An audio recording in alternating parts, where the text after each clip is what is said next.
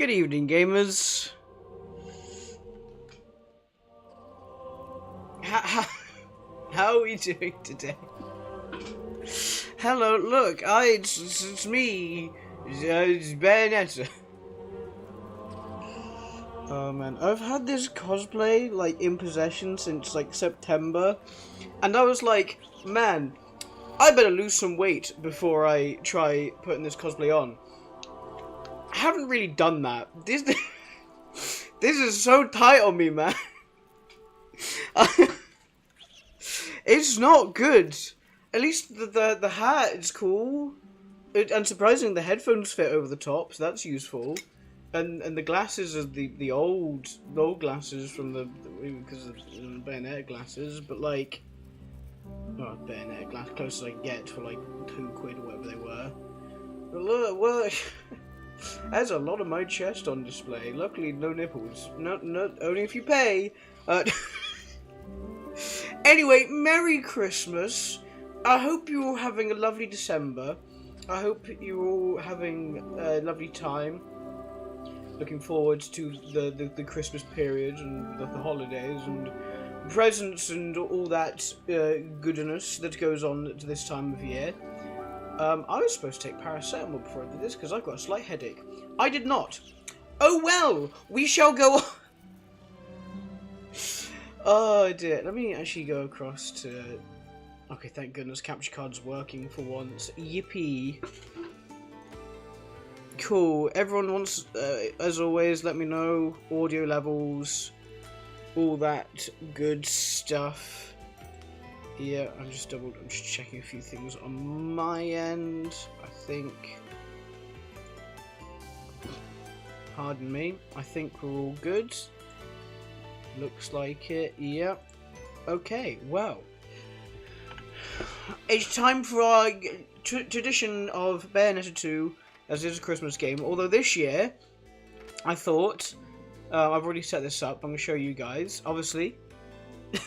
Look guys, it's me! That is what I'm dressed up as right now! I look exactly like this! Don't you see the resemblance? Anyway, I thought what would be funny to do is like, we're a police woman. Is that I'm just gonna use the handguns because I'm like that's funny. What do police use? Pew pew, little 9mm probably or whatever. And also I just got the tank. The tank is fun. I say tank, the Umbral armor, but like I don't know that one. So yeah. Oh, actually I'll show as well. Obviously, policemen, well, I guess more so in America, mainly use guns, but they also have truncheons, that like little stick thing. I don't know how to describe it. The thing they like can beat people with. So I thought, what's the closest thing to a truncheon in this game? The big old hammer. so if everyone uses the big old hammer, we can use the big old hammer. So that's gonna be fun. But yeah, mostly the handguns. And while the prologue doesn't really matter, we always do it anyway because, yeah, and I can take screenshots. And this thing's a title on neck, dear mate. In a universe of light and dark, where time reflects infinitely. Thank you, Chadius. Much appreciated. I hope you're having a good Christmas. I'm saying I hope you're having a good Christmas too. Christmas is not for another like 11 days. I'm good at maths. But it's Christmas time, you know? So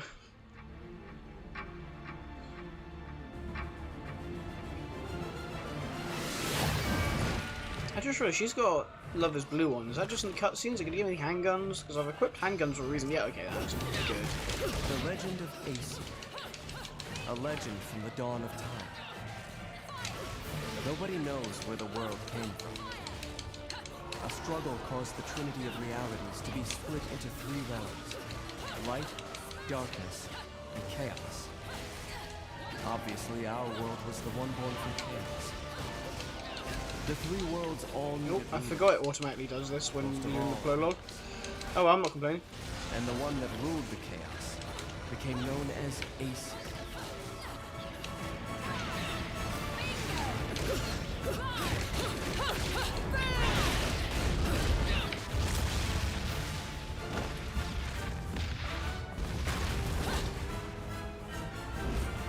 Oh yeah, it's funny thing. I mean, not that it mattered because you only see my top half, but like this cosplay does come with like a belt. It does not fit. Spent the first eternity quietly looking upon the earth. I can just about get it round, but the way it's fastened means it just immediately becomes undone again. Aesir saw clearly So yeah, that's not on. visions became our. But hey, I got the important stuff. These Like, observations became chest Aesir's area. power. Aesir's eyes were truly the eyes that created the world. However, Aesir pitied the humans for their naivete and lack of free will. That word always gets me. Is that how Americans say naivety? And I entrusted don't think I've ever said naivete. the right eye of light and the left eye of darkness.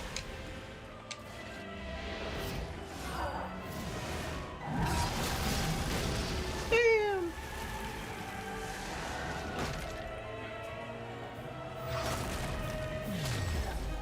Fight this guy with By dividing handguns. the power of the eyes of Aesir, humans gained free will. They could now choose. With control of the eyes of the world, the eyes that determine destiny, humans could choose their own paths. They awoke to their own identity. There we go. Tank. Man is but a reed, the most feeble thing in nature.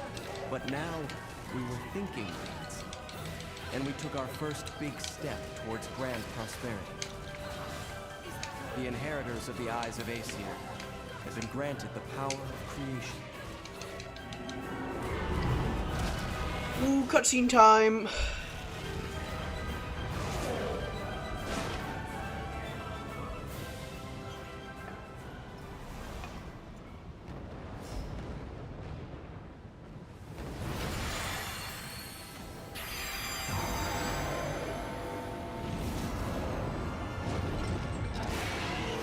A lumen sage. Cheeky. Don't mind me. Just don't mind me. Telling me any of your kind survived. Don't mind me. Don't worry about. Don't mind me. I'm not doing anything.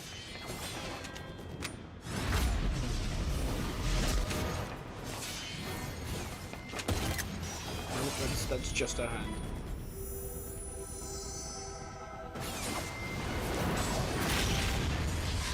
Well, at least you're the silent type. The last sage I met spent 20 minutes rambling on and on. What? Don't mind me. That was... Yeah, whatever. We know that bit. No, you just bold. Oh. Right, the actual start of the game. I wonder how hard it's gonna be with just the handguns. It can't be that bad. It just means like, I've got no wicked weaves. So that's it. Guys, look, it's so Christmassy. Oh my gosh, I love Christmas.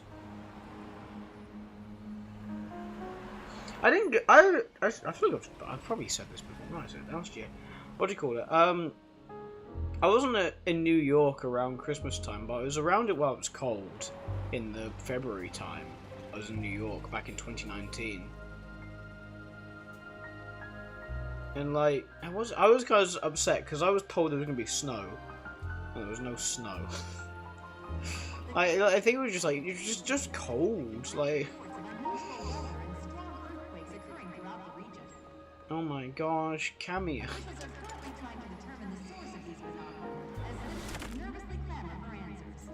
Molly Anderson, yes, best Bayonetta character. Let's go. I've actually, that's the funny thing. I've actually drawn art of her. I think it was like a year or two ago. There she is. You know what I need? Some heels without guns. You don't mind if we make a quick stop? Never cosplaying that one purely because there's no way I'm ever gonna be thin enough. If I ever end up being that thin, it's because I'm dead, probably. Now, is that any way to speak to an old friend? Besides, I did that job for you. For free, might add. Do I really have to tell everyone how you grabbed onto my leg sobbing like a schoolboy? This This is why Damn, I'd let her do anything. Let's be real. Piece of work, you know I that? do. You weren't already lined up to go to Inferno. You'd be well on your way with all the shit you pull. Dressing up like a nun just so you could off some angels and keep the underworld happy. Hey, I'm talking to you. Shit. But if it's that or getting torn limb from limb for eternity in whatever circle of Inferno you witches go to if you break the contract, forget about it. Forget about Right it. off the fucking wing bastards all damn day. Oh, hey, what the hell? Hey. To be fair, like Endo's got stuff in his face. That guy had no reason to bump into him. He was perfectly capable of seeing where he was going. Let's go home, Enzo. Hey, wait a second. I ain't done here. If I don't get what I came for, I'm gonna be the biggest mutt in the city. And what is it that you came to fetch, my dear? Real funny. I know better than to tell you a damn thing. I'll never hear the fucking end of it. Whoa! Sure.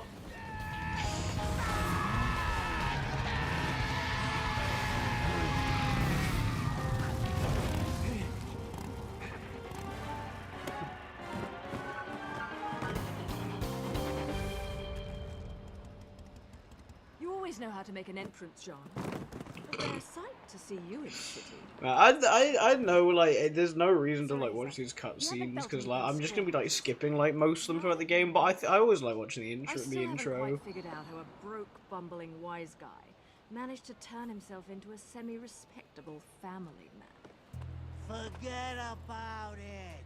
And what's this Cereza shit? You're about as sweet as my Nona's grappa, you know that? Some witch with amnesia goes around calling herself a weapon, and it turns out she really got stuck with a kid's nickname. That shit's rich, I tell you what. Our friends in Paradiso are far too quiet. I'm sure you've noticed. Yep, I noticed. But they aren't the only ones. Pray tell. Our friends down south seem to be a bit upset as well. And now in libraries, the annual holiday parade is being held today. City police have closed off roads to prepare for the massive influx of merrymakers expected to take in this year's festivities, set to be headlined by a flyover from the military's aerial acrobatics unit. According to Channel 2 News, the parade may break all-time attendance records. Whoa, shit! The Platinum Stars. Crap. I need to hurry up and get Ed and Edna's presents, or I'm gonna get it. We'll talk later. I'll see you back home. Don't forget to pick up the things for the party. Sean, whatever you do not forget the caviar. I'm telling you right now, you better not forget the caviar. She better remember.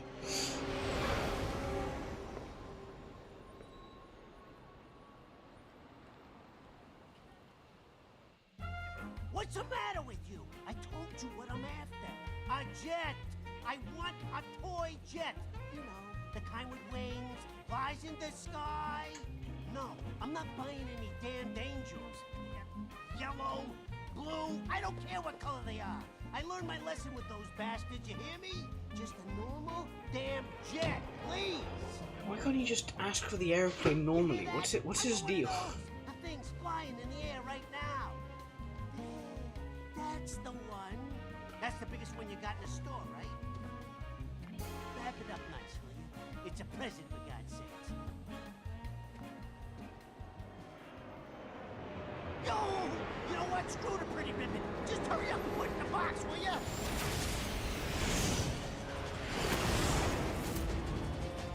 Fuck the damn ribbon! Most normal day in New York. You know, I try to avoid doing this in my Sunday best. But Bayonetta, it's a Saturday. Man, I know we do this every year, but like I'm running out of jokes, man. I wouldn't be surprised if I said the exact same thing last year. Depends what day I did it on, I suppose. Oh man. Right, here we go, actual fight time. At least your lot still knows how to make an entrance.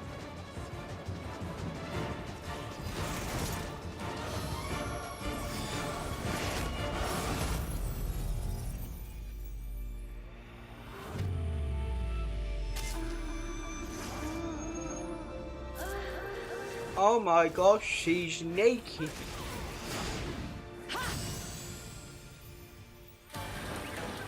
Oh yeah. A policewoman.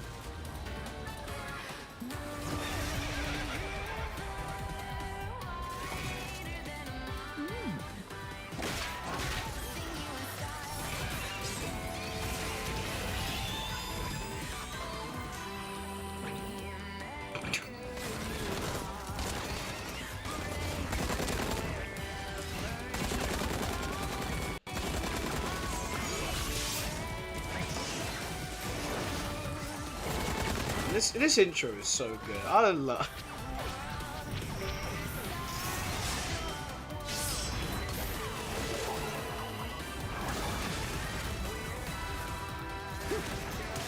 God, she's so cool, man.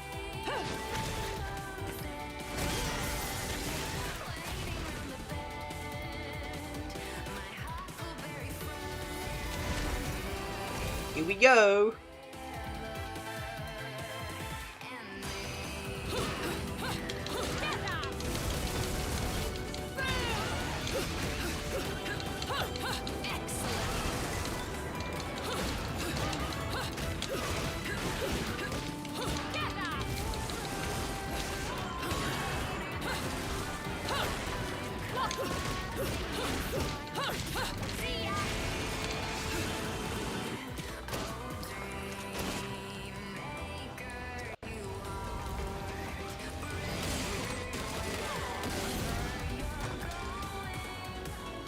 This is why I never buy anything on sale.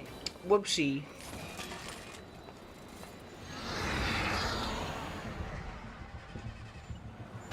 Didn't I say it? This is why I can't have nice things. Damn it, car, start already.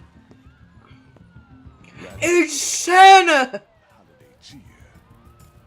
Oh, fucking wonderful. Don? But I don't believe in Santa. Watch your mouth, Itto.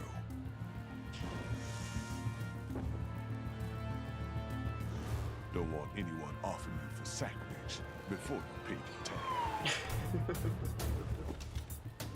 Funny thing is, when I watch the sequence of Bayonetta getting her Love is Blue guns, I'm just gonna be using the handgun to the entire run. Thank you, Shay. I know. Look, I've got a considerable amount of my chest out than I normally would.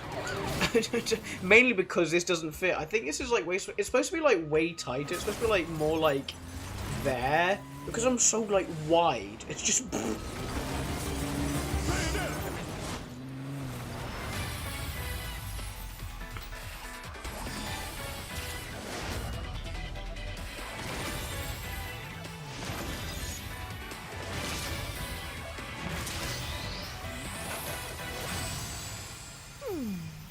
Don't mind me. Don't mind me. I believe! I believe! I fucking believe! Beautiful. Beautiful. Now it's time to be moved. Don't mind me.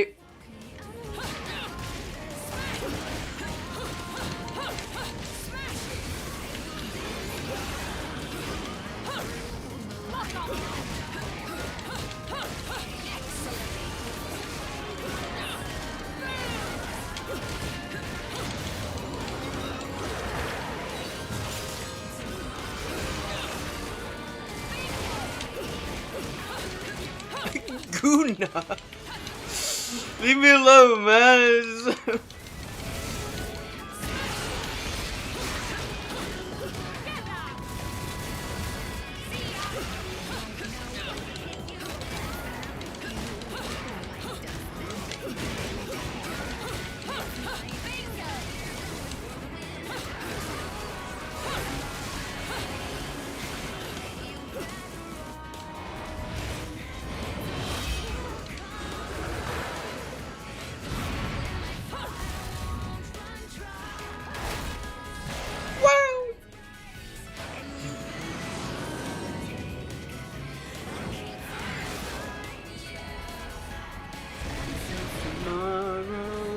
is mine.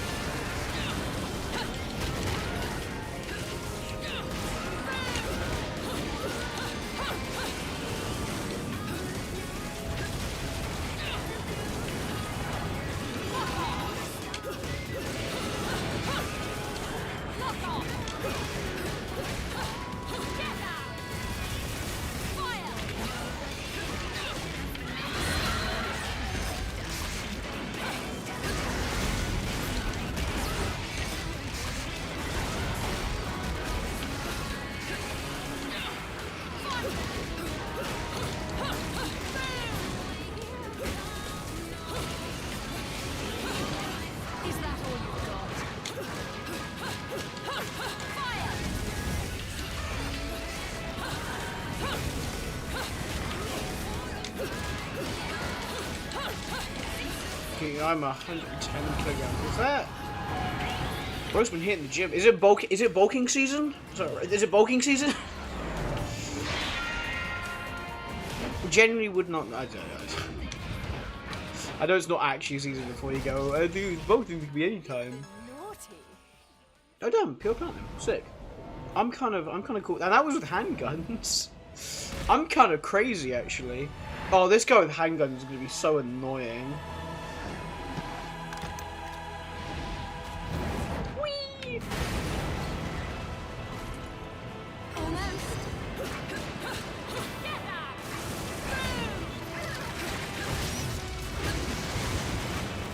It doesn't matter. I've got a tank.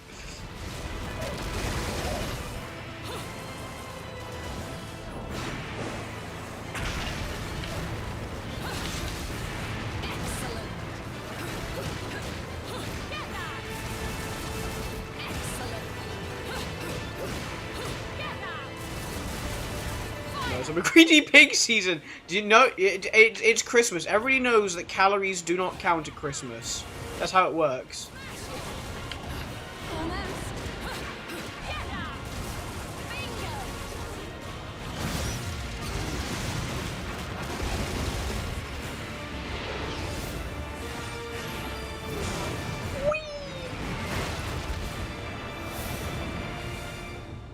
You gotta think though, for an average New Yorker, this is like, That was quick. like what do you think is going on? Is this like the world's worst? She forgot the caviar. No, no, unbelievable. I can't.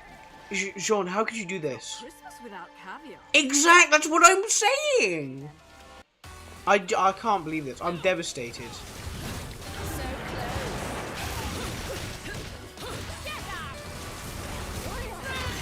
Got you.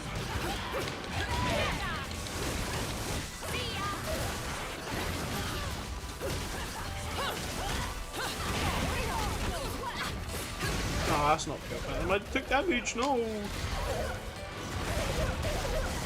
Calmest day in New York City, actually, though.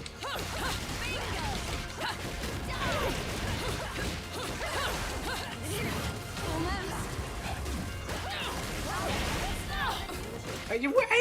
You were just getting back up. How did that hurt? Is that all you've got?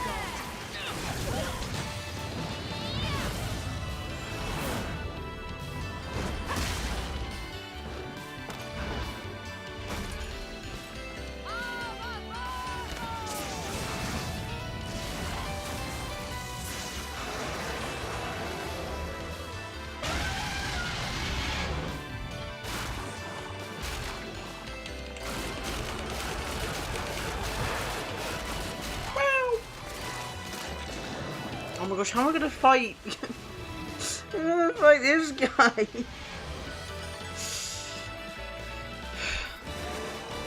I'm gonna have to fight you with handguns. Unbelievable. Oh no! What's he doing? Oh my gosh, Gamora! It's that one boss from Mario Odyssey.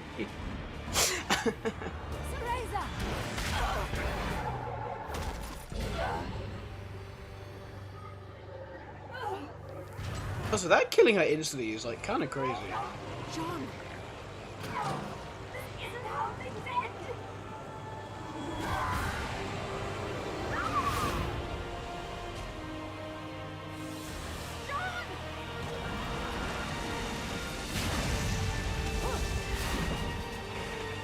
I'm not one for pets who don't listen to their masters.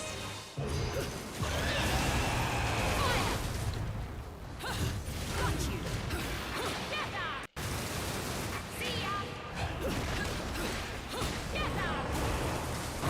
Is that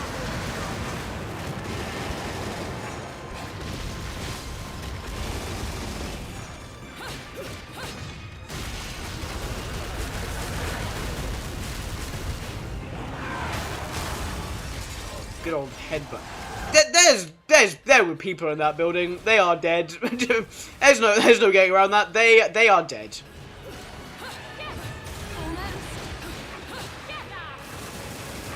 Why is Gamora? It's a wrong type of Gamora. But it is a good question. Why is Gamora?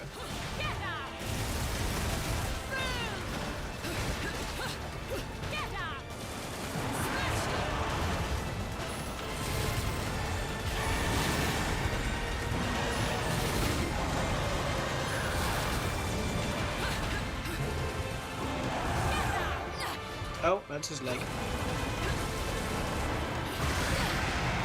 I dodged that, okay.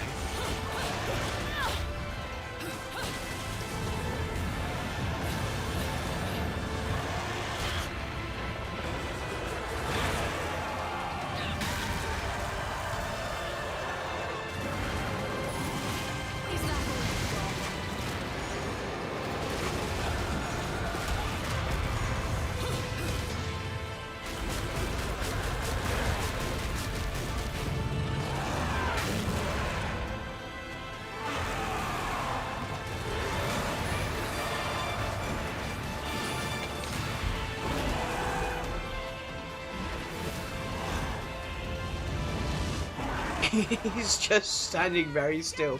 True, actually. I know that is a well-known fact about the Bayonetta games.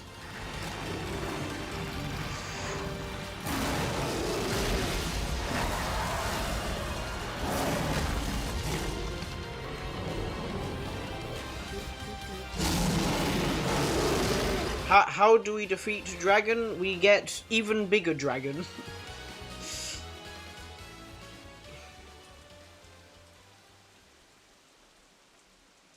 She's dead! Oh, should have got caviar, man.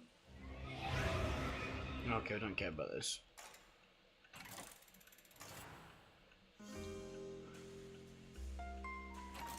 Do we? No, we don't. Moving on.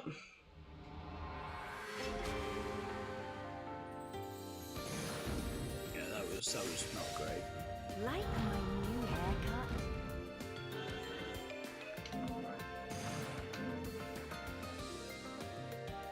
That was better? Okay. Sure, I'll take the one with handguns. That's sure.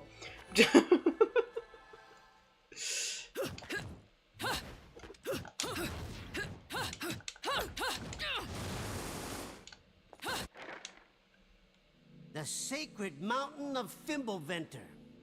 The joint's supposed to be the link between Inferno and Paradiso. Do we care? Just skip it. Who cares? Who cares? And we're here! Let's go! Right, speedrun time.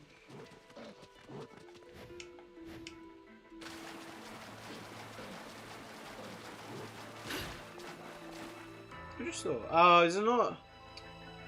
Okay, that makes sense. I thought I was going to check because I never really thought before. Because obviously it shows our shadow. I was like, does it show our reflection? And it doesn't. I wonder if that's a lore reason or if it's like just the game couldn't be bothered to animate.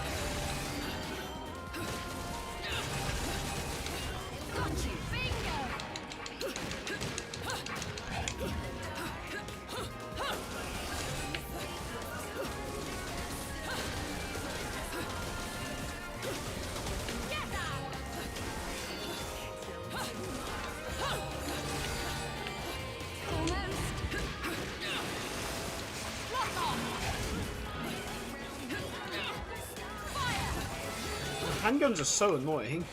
You just start shooting things. Just become a real policeman.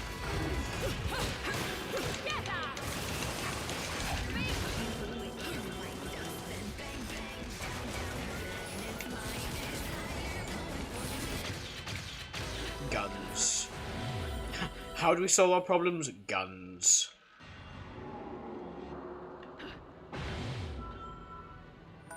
That was somehow gold. I'm kind of shocked and scared by that.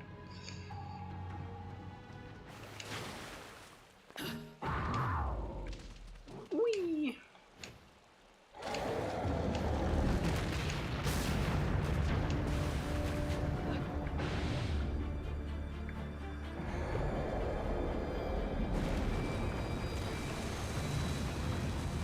Whoa! Oh no!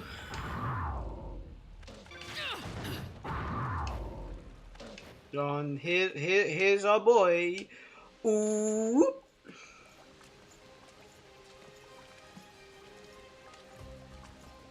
Okay, that's as in here's our boy. He's gonna appear in like a second.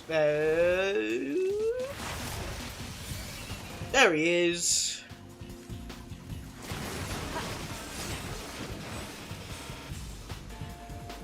I do find it kind of funny that like there was rendering for like the what do you call it? The costume. So like no matter what costume you were in, it always was in the cutscene. But for the weapons, like the guns, it's always Love Is Blue. I guess that makes sense because you can equip non-gun weapons to her hands. But I thought it would have been funny though. Just like, aha! Glock versus the Angels. I'm never going to reach Fimbulventr at this rate.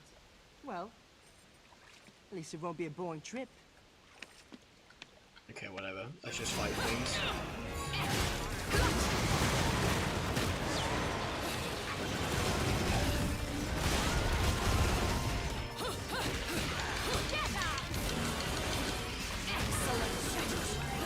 Is that all you've got? So close. Lock on. Smash it. Oh, you know, they stay like far away, so I can't hit them. So gun it is.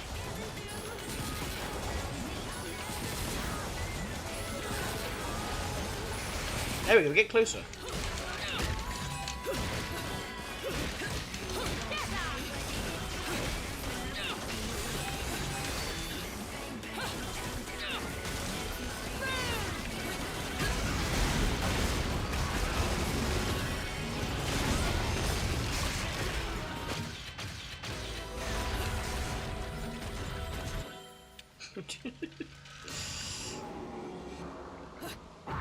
Oh, the Umbral armor is like so funny.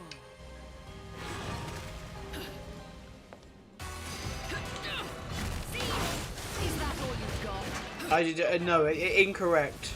Misinformation there, Shay, unfortunately. Oh, I forgot he does that. Max. So close. Is that all you've got?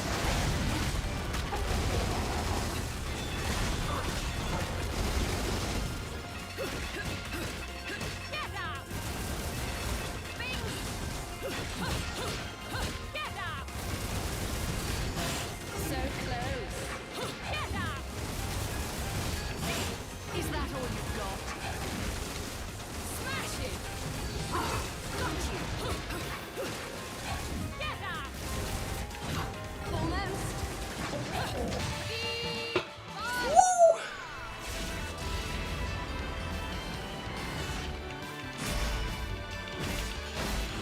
Yeah.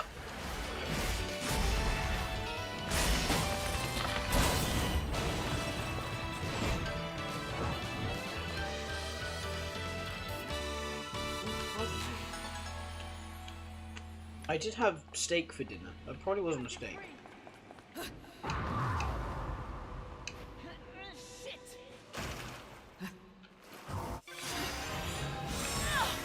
unconscious dodge there, but that's fine.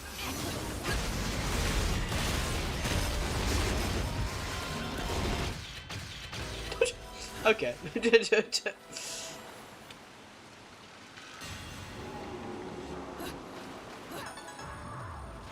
Nope. Nah, whatever, love.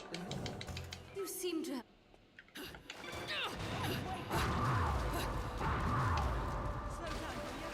Nope.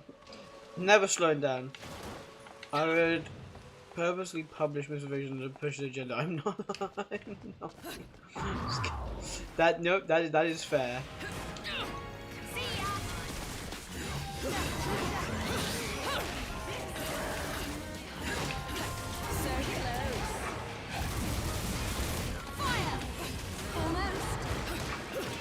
Man, imagine having like as much money as Elon Musk and still being a massive loser. Like, surely with that money you can like do like genuinely cool things, and he's just like a clown, like a literal clown, like a funny haha clown, like an idiot clown.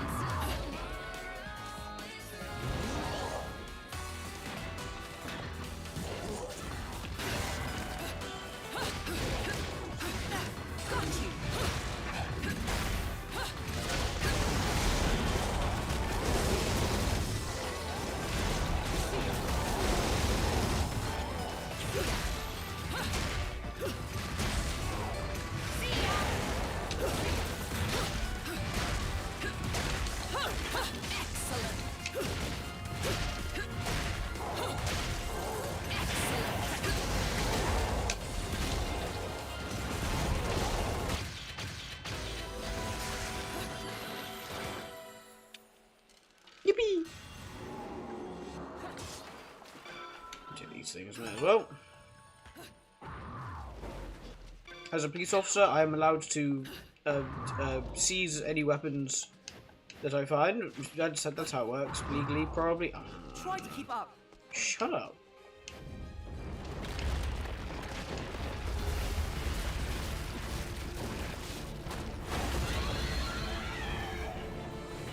Yeah, whatever. Is that all you've got? Get out! Smash it! So close.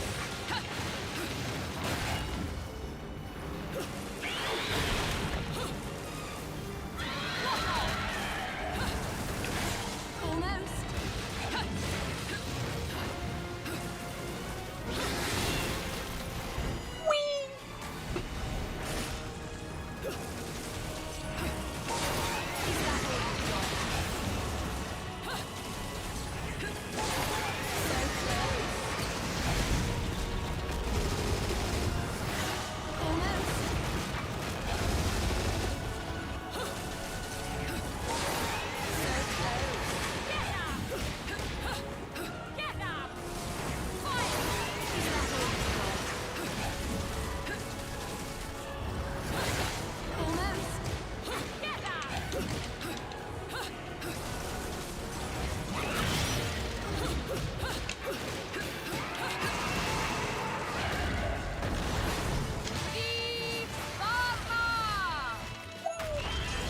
Oh, dear me. Oh, I wished I wish it was me. Oh my gosh, man. Do you wash your hands after a shower? No?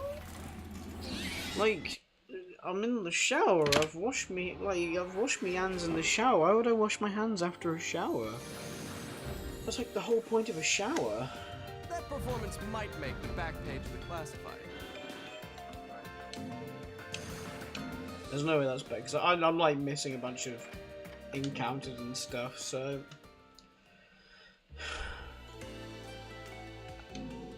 I'm not gonna lie to you guys, I'm gonna keep this on for a little bit longer, but like, I may need to take this off.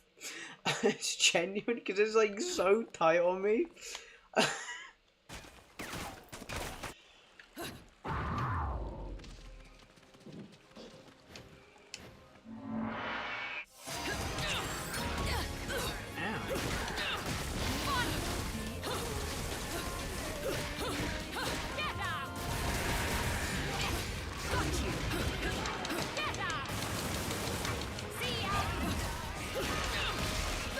Wash me hands.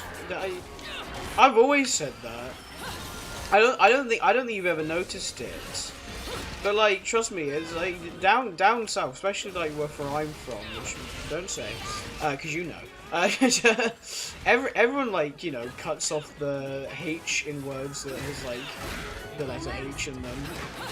And I've always said, like, well, not always, but like, you know what I mean. But like, I often say me instead of my.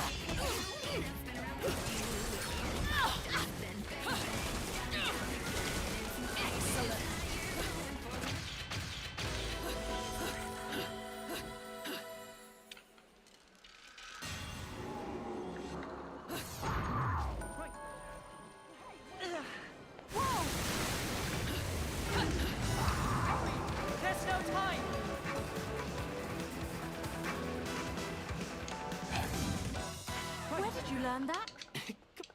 I mean, The remember.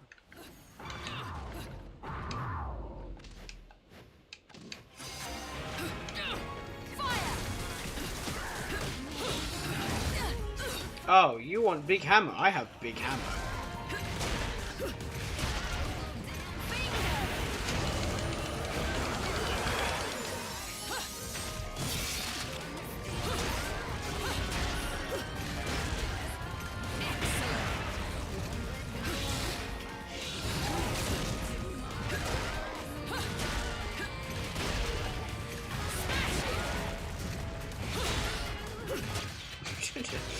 Big hammer.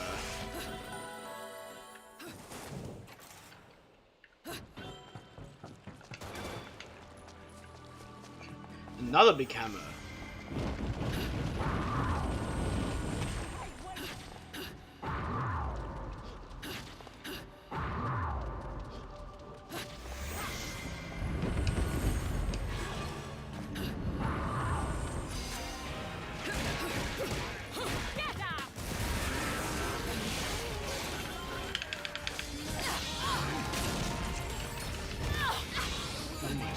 Please.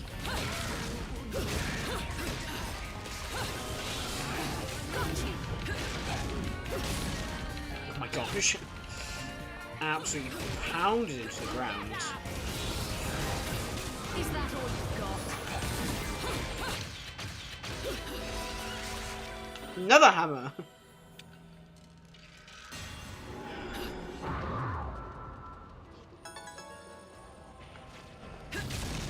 I missed.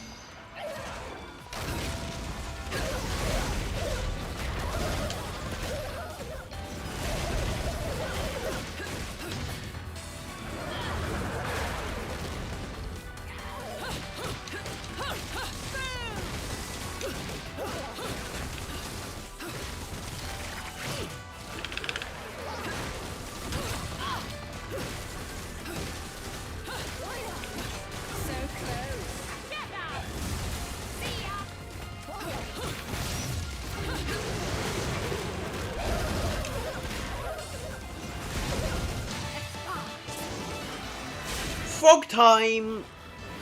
Ribbit!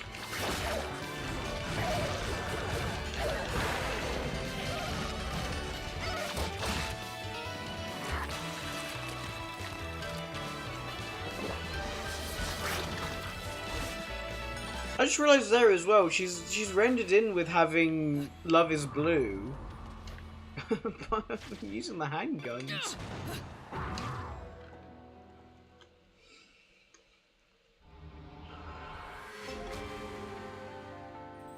I really should have not eaten, like, a steak dinner. And then was like, ah yes, let me put on tight costume. And it wasn't one of my finest ideas. I should have just, like, not eaten. Should have had food afterwards. It turns out I couldn't get through this.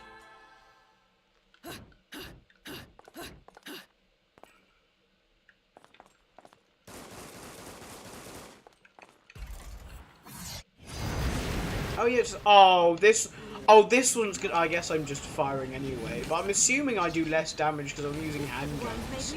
Unless she is she using? I think she actually. Oh no, they've defaulted giving me Love Is Blue. Okay, that makes sense. I think we're going in entirely different directions.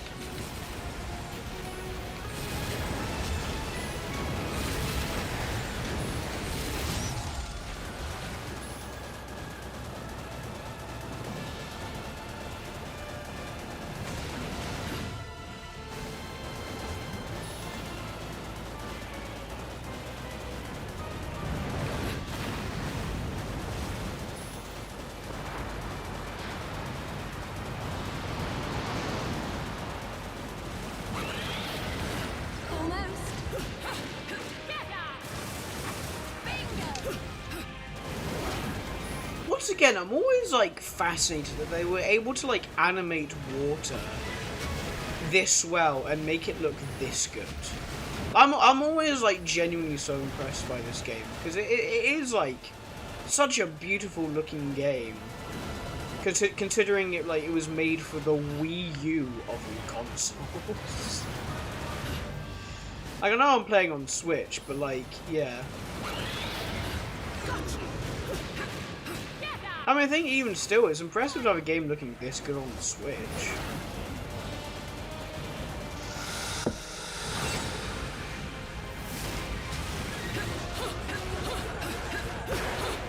I mean, obviously, Metroid Prime Remastered is like the wizards at Retro Studios absolutely cooked.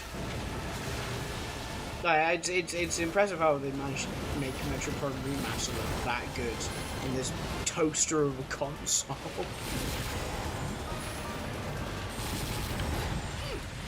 Okay, whatever, man. Like, look, just look at this.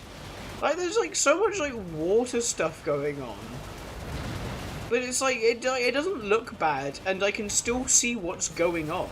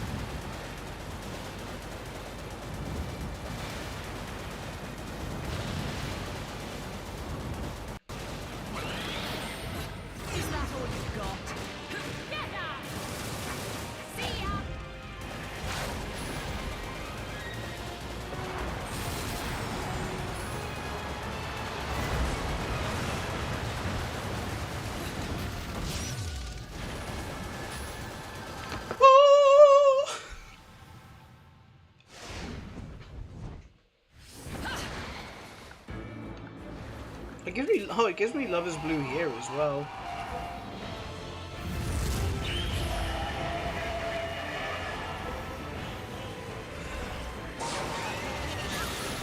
Oh, hang on, I might be back to handguns. No, I'm still Love Is Blue.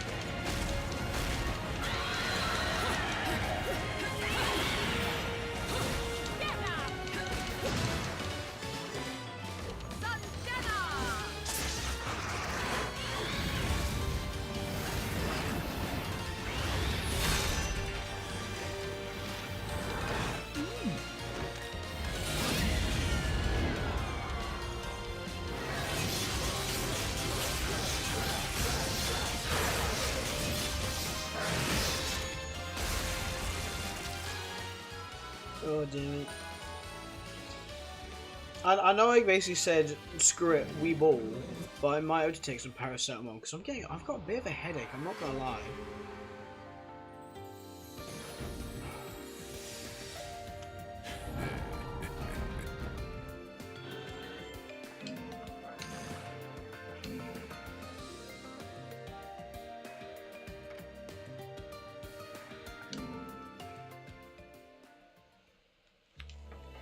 I'm just gonna take some paracetamol real quick.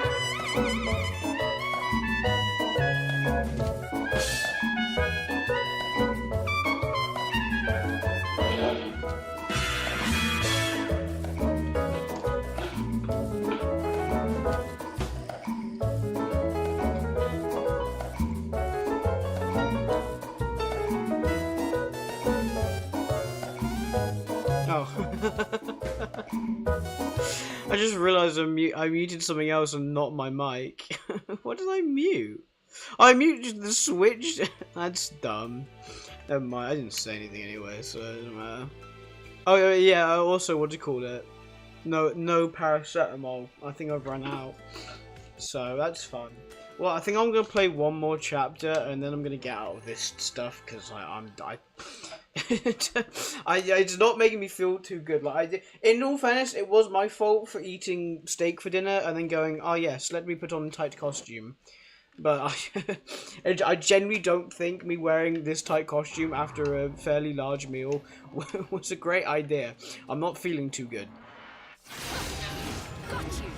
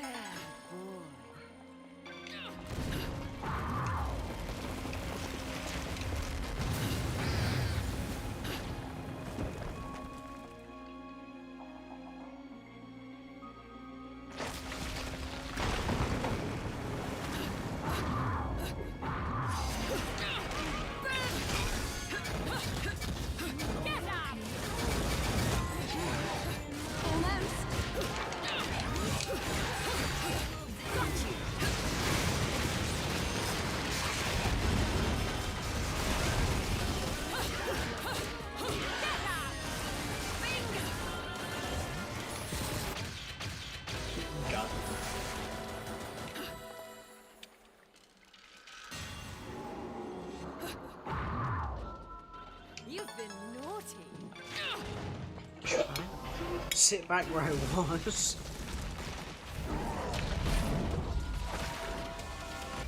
So close. Bingo! Get that! Smash it! Almost! Get that! Boom! So close. Excellent. Is that all you've got? Get that! Fire!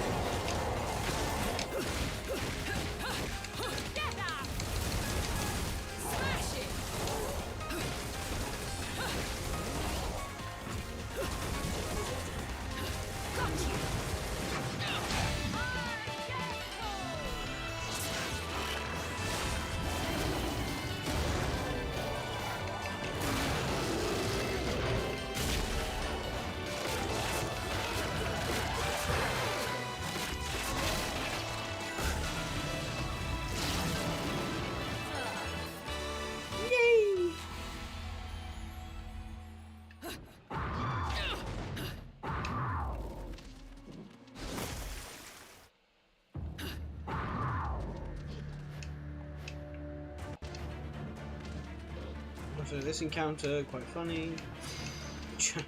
Just ignore them.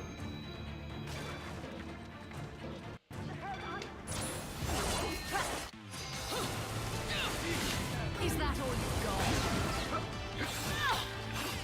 So close. Get that! Bingo!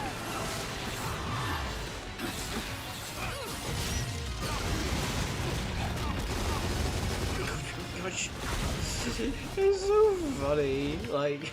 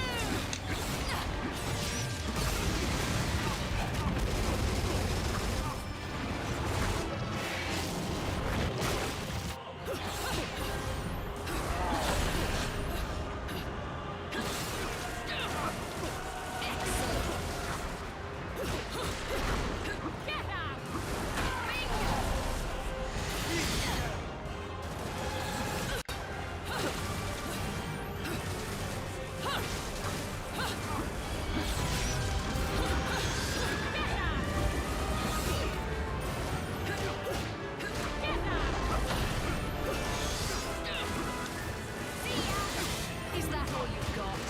Get that!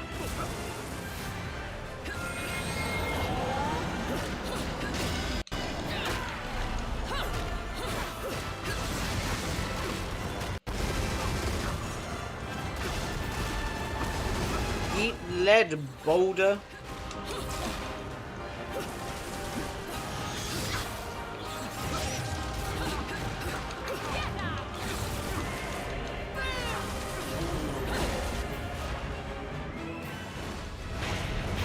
So close. Oh, come on.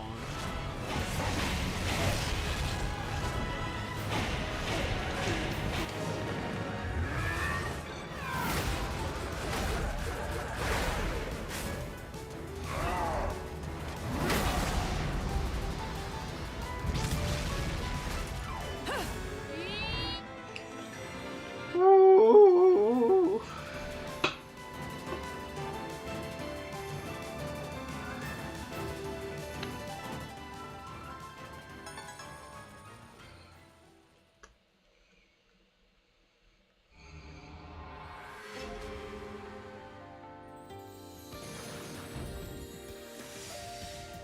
That performance might make the back page of the classified.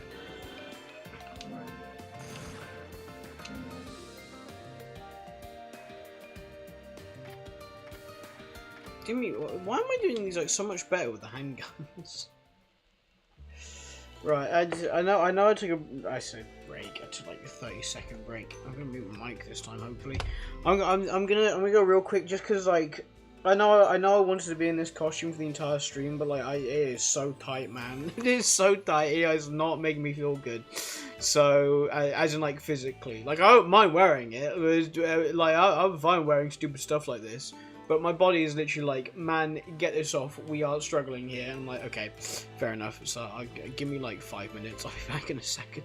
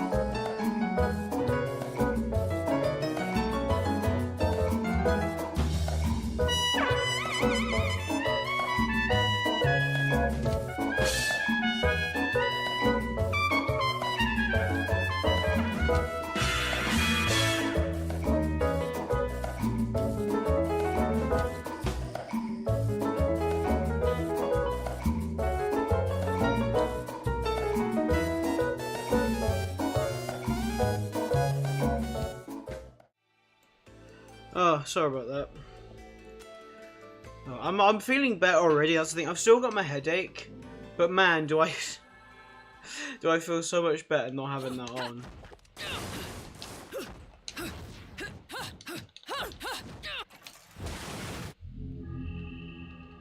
Swimming time.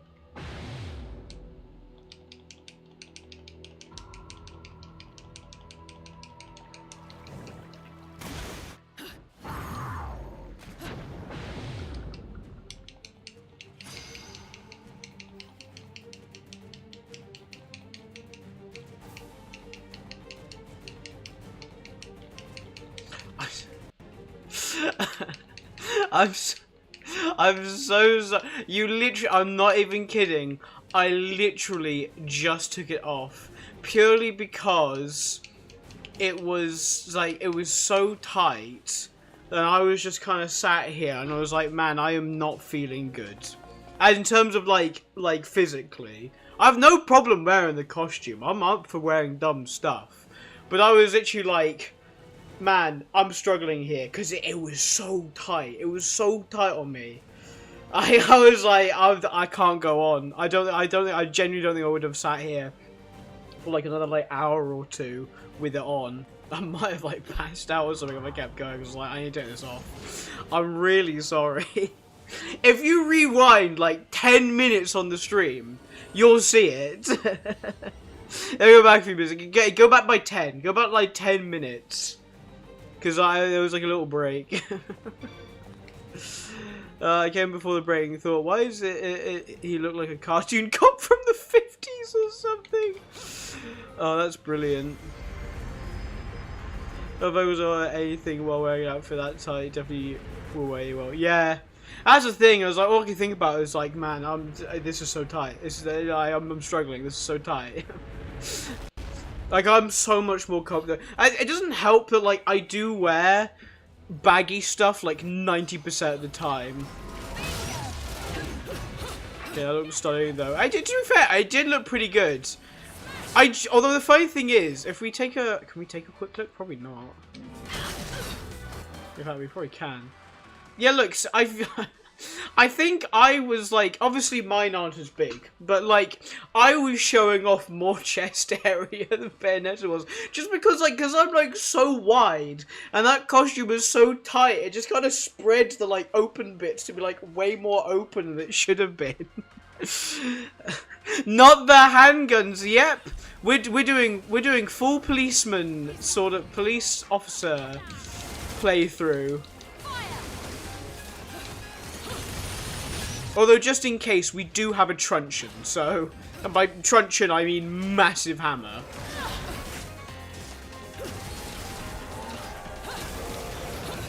Oh, and tank. You know, just like every policeman's arsenal. They have handguns, truncheon, and tank. Everyone knows this.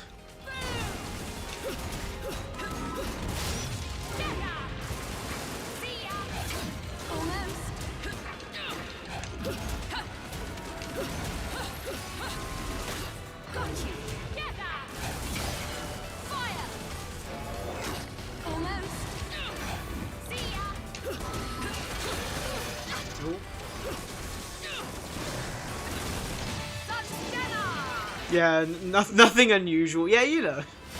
Just standard policeman stuff.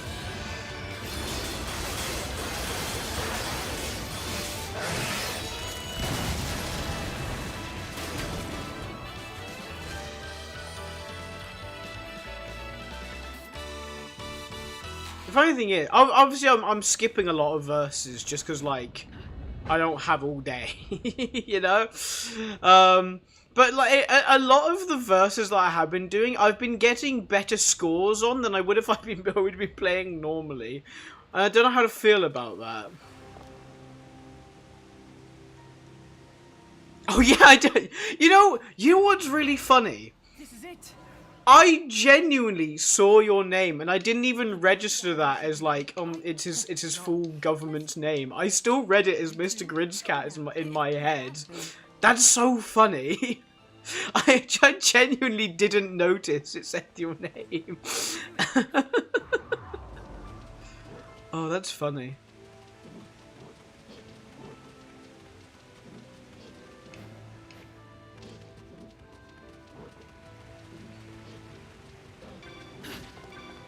If I gotta wait for him to... Oh no, is it like... Oh, there we go.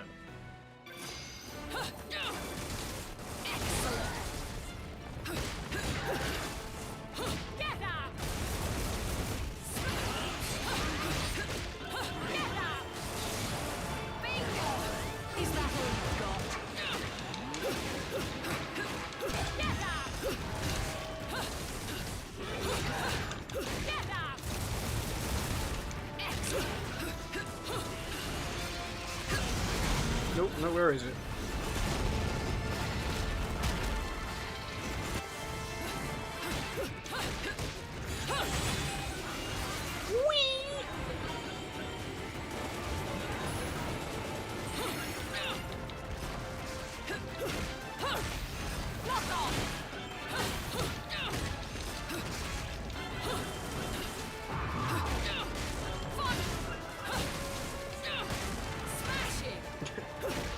There we go.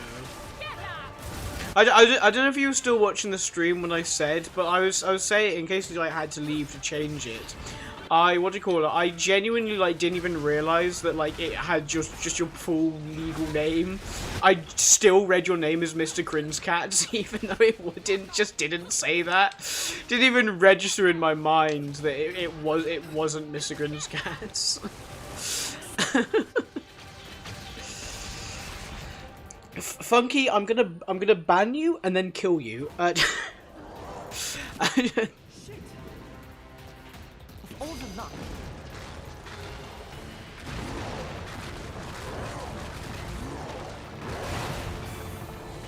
Do you regret change?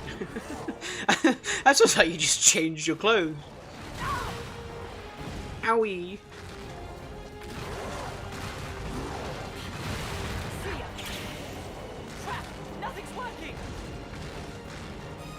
Helps to renew my legal name. That's true.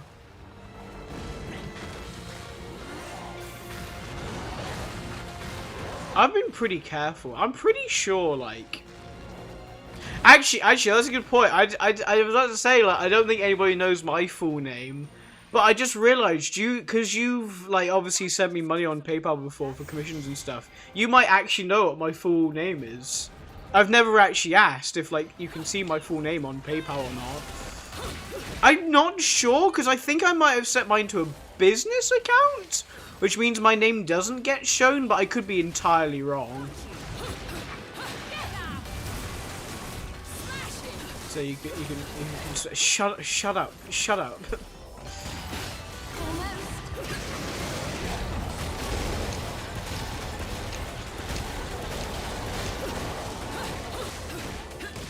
I know this conversation before, but I think it's not. Oh, okay. Aha! Nobody knows my name. But my first name. Obviously, I'm not. It's not. This is not a Jacksepticeye situation where my name online is like not actually my name in real life. I am called James, just not my other names.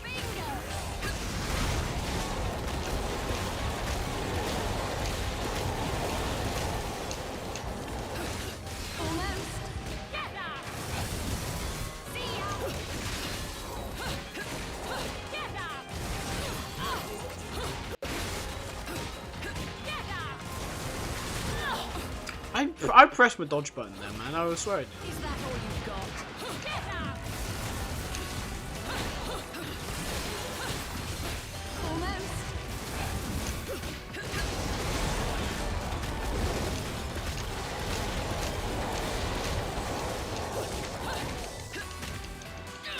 got? James Quest guy.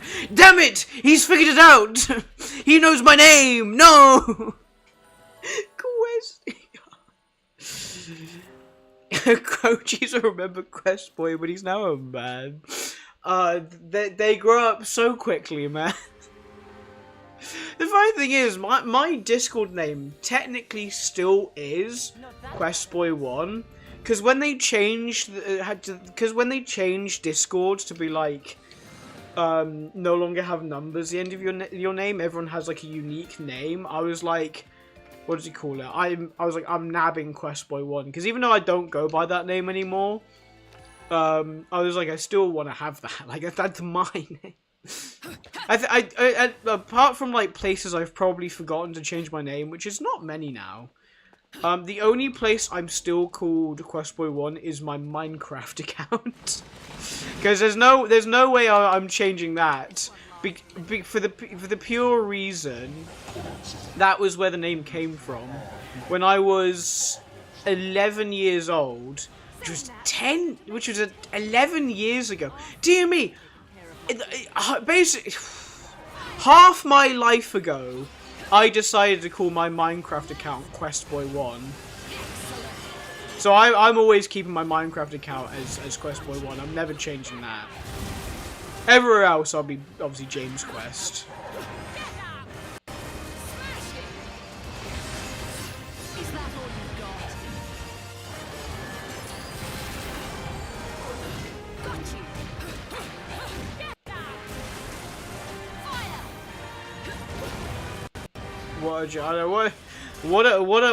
What a life it's been. Half a life ago. Oh, speaking of which, because it was like free, not too long ago, I picked up Half-Life 2. I haven't played it yet. I'm thinking that like I might play that as a game on stream. I'm not sure yet. So close. Have to see in the new year. It depends, because like I don't know how obvious it's been, but like I have not streamed in what, like 4 weeks. Because uni has been so busy. For context, I don't know if I know I did say it in the server, but basically as part of my course for like these past like not this week and last week, but before then, it was like 3 weeks of a video project. So there was a week of pre-production, then 2 weeks of actual production, and my goodness, was it a lot. Like, it was very early starts and quite late finishes. Like, a lot of days I had to be in, not every day, but like a lot of days I had to be in for like 8, 9 o'clock-ish. And then I wasn't getting back to my flat, like gone, say like 8 o'clock in the evening. A lot of nights. It was a long 2 weeks. And I could have streamed like the past 2 weeks. But like I've just been like I've had to do other work besides that for the same thing. Because basically, because it's still uni, you've still got to, like, you know, write stuff, even though you're doing something practical. So I was doing that stuff this week. So I just, like, haven't had, like, time or energy to, like, stream. I just, like, I need to get my, you know, my good old Christmas tradition back in. Because I feel like I've done this every single year I've streamed. So since 2021... I think ever since 2021. So this is the 3rd year we're doing this. No. Yes. No. 21, 22, 23. 4th year we're dear me, I'm... 4th year we've done Bayonetta 2 stream for Christmas, which is quite cool.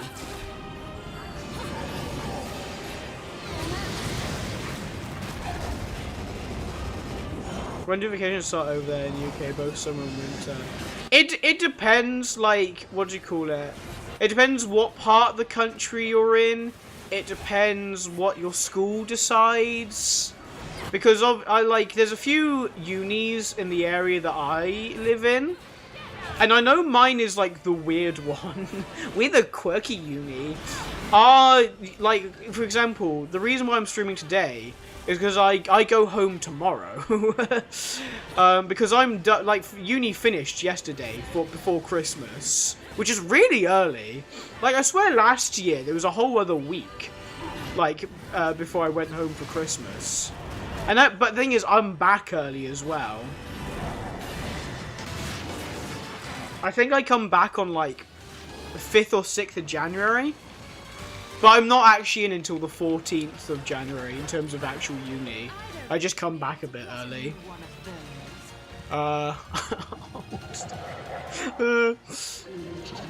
What do you call it? And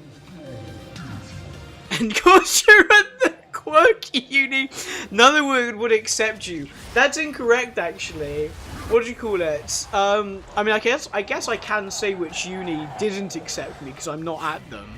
But University of South Wales in Cardiff, I got an unconditional offer from them. And I was, like, this close to taking it. Because, like, they were my second choice uni. And it was the same course that I'm doing now. It was just at that uni instead, rather than this one. And I was like, damn, do I just take that one? Because, like, it was unconditional. It doesn't matter what A-level grades I got. I had a place no matter what. And I was so close to taking it, but I was like, man, I'm gonna wait and see, like, if I get into my university of choice, which is the one I'm at now, which is why I'm not saying it. What do you call it? And luckily, I got the grades and got in, so I got to this uni. But yeah, it could have been very different. I could have been a Cardiff, which is like a funky little city. I don't even remember the other options because you pick 5. I think you picked 5 options, if you remember correctly. But like the other 3 were like I obviously the uni I'm at really wanted to go to. University of South Wales was like close second, and then like 3rd, 4th, 5th was like just like put them there just in case sort of thing.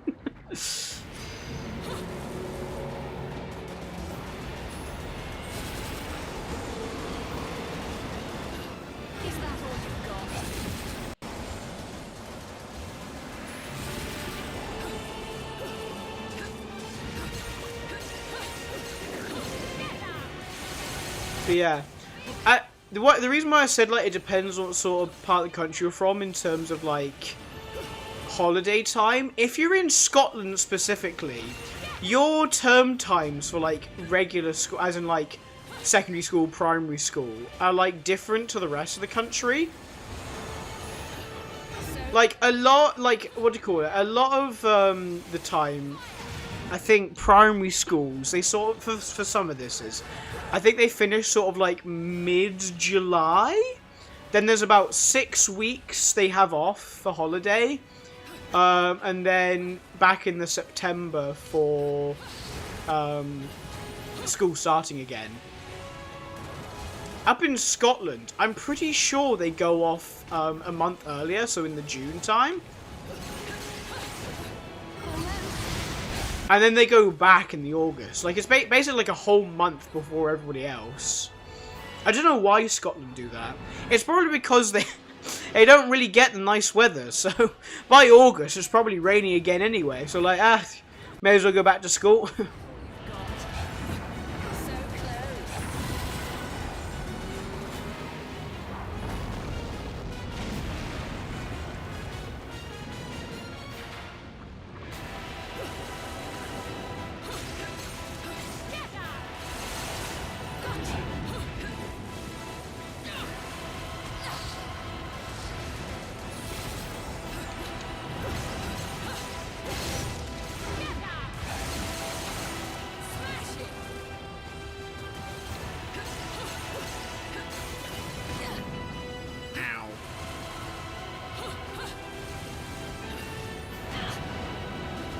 I swear I'm dodging that.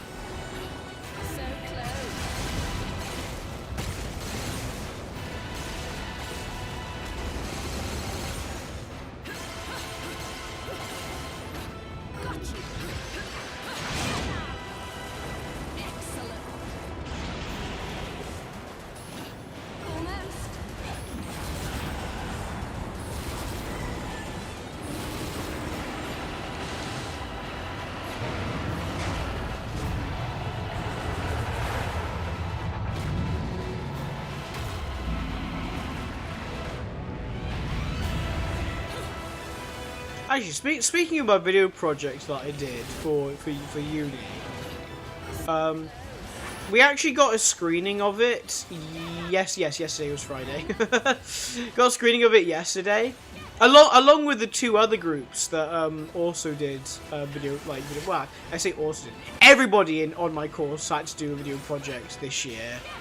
But like it was like 3 different ones because like we were split into like different groups. And they actually were all pretty good. I was really happy with mine. I don't know if I actually said, but like for me, I did lighting, because I really like lighting. And trust me, those shots, they were so well lit. It was incredible. And when I say lighting, that does sound like I just kind of switched on a light and was like, cool, the scene's lit. Right, the scene's lit. But it was more than that, because it was more like I got to like do some creative choices in terms of like color of lighting, how dim is it, how bright is it, how saturated is the light, that sort of stuff. So that was a lot of fun. I do quite enjoy the doing lighting for that particular reason, because it's like I really like the nice sort of like more sort of artistic-y sort of lighting when it comes to things. Like yeah, you can stuff like stuff naturally. I say naturally, like you know, like a room like this. But like there was some nice oranges and yellows in our films. I was like, beautiful, and like some blue contrast, some nice cool blue contrast, which are also good. So yes, I believe the lighting went very well for me. For the best time for vacation is the end of the year, December and January, where you can use the, I don't know how the US can make a vacation list. December. Do the Americans not have Christmas off? It's like, seriously? Do they not get a Christmas holiday? I thought Christmas was like not like a big thing.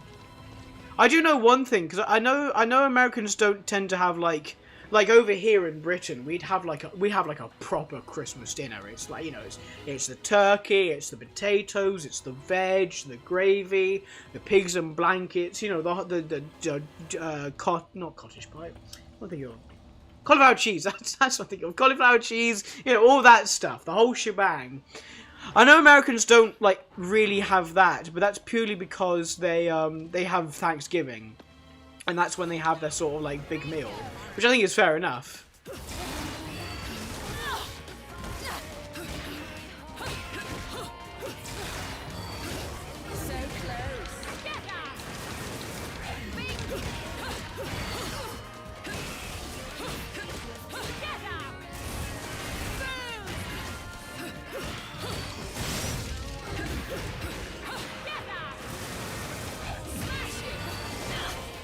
Okay, okay, I clearly dodged there.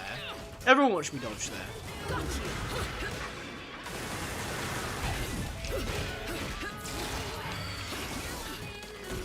God, this guy is like so annoying, like dodging. I'm dodging like too early. Gun. Gun. Gun. Gun. So stupid. They have a few days off, but after Christmas, New Year's, it's back to work. I find it weird, probably because I'm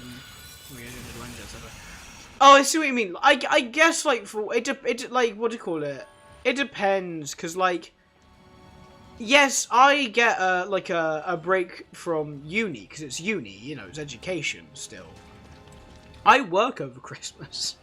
I go back to my retail job.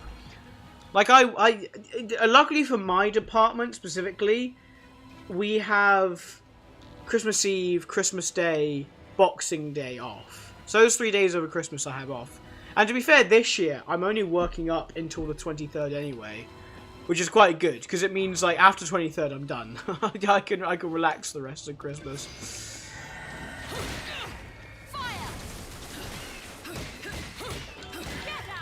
But yeah, I don't know how common it is actually in this country. Like, I'd like to imagine like most places that aren't like essential are closed over Christmas and people go home and what do you call it? Have actually Christmas time. And by like non-essentials, I mean like essential stuff being like hospitals and care homes. You know those sorts of things. Obviously, unfortunately, people still have to, you know, work those things over Christmas. But, like, you know, other jobs I really should be working over Christmas.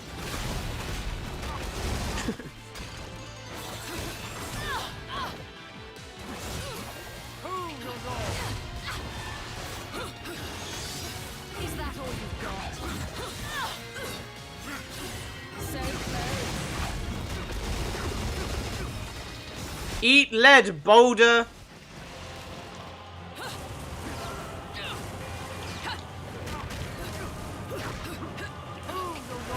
Is that all you've got?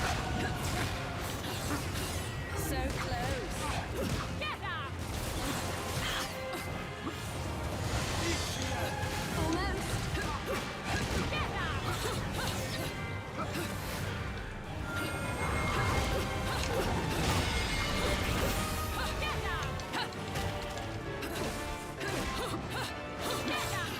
Is that all you've got? Get up! Got you!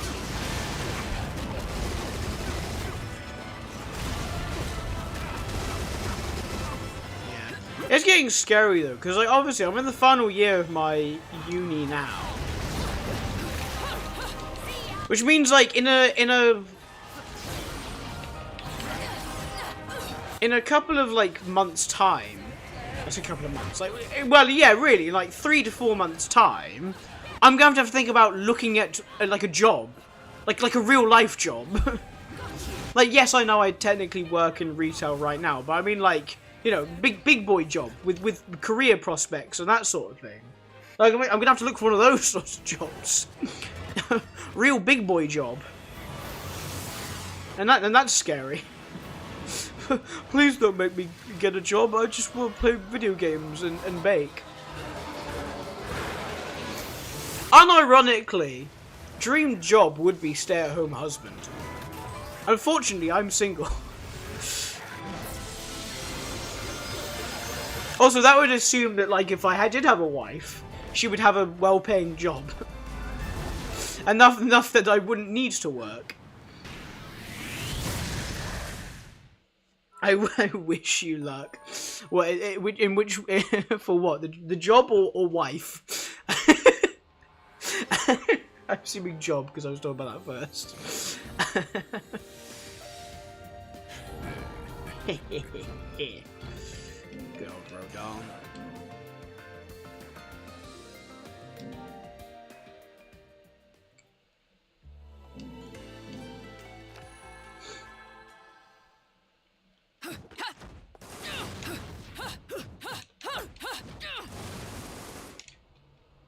The job, yeah.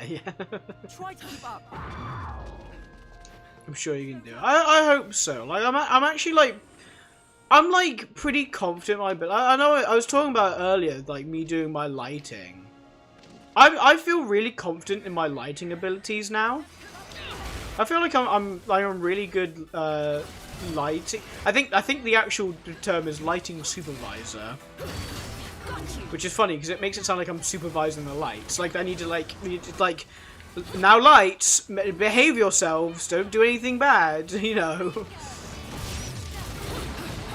But I feel like I would confidently say to like production companies and stuff like I can do lighting, you know. Also, I can act, you know. That's also something I can do. Like I don't know if you guys, I'm pretty sure I posted a picture in the Discord server, but I can do motion capture now. Like I think as well I can consider myself a motion capture actor. Like I can do that, which is sick. The fact that I'm able to say, yeah, I can do motion capture, which obviously opens up a lot of jobs, because especially as well as like I can voice act as well. Like those two together, motion capture and voice acting, insane.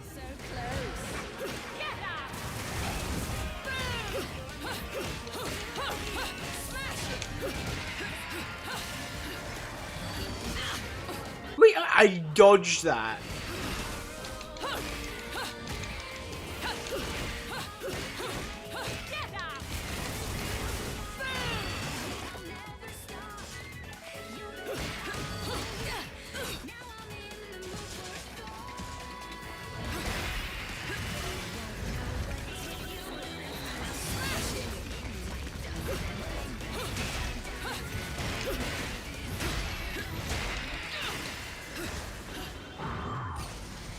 Oh, I did not. I did. Let me do that. Oopsie. Oh no, it is broken. But yeah.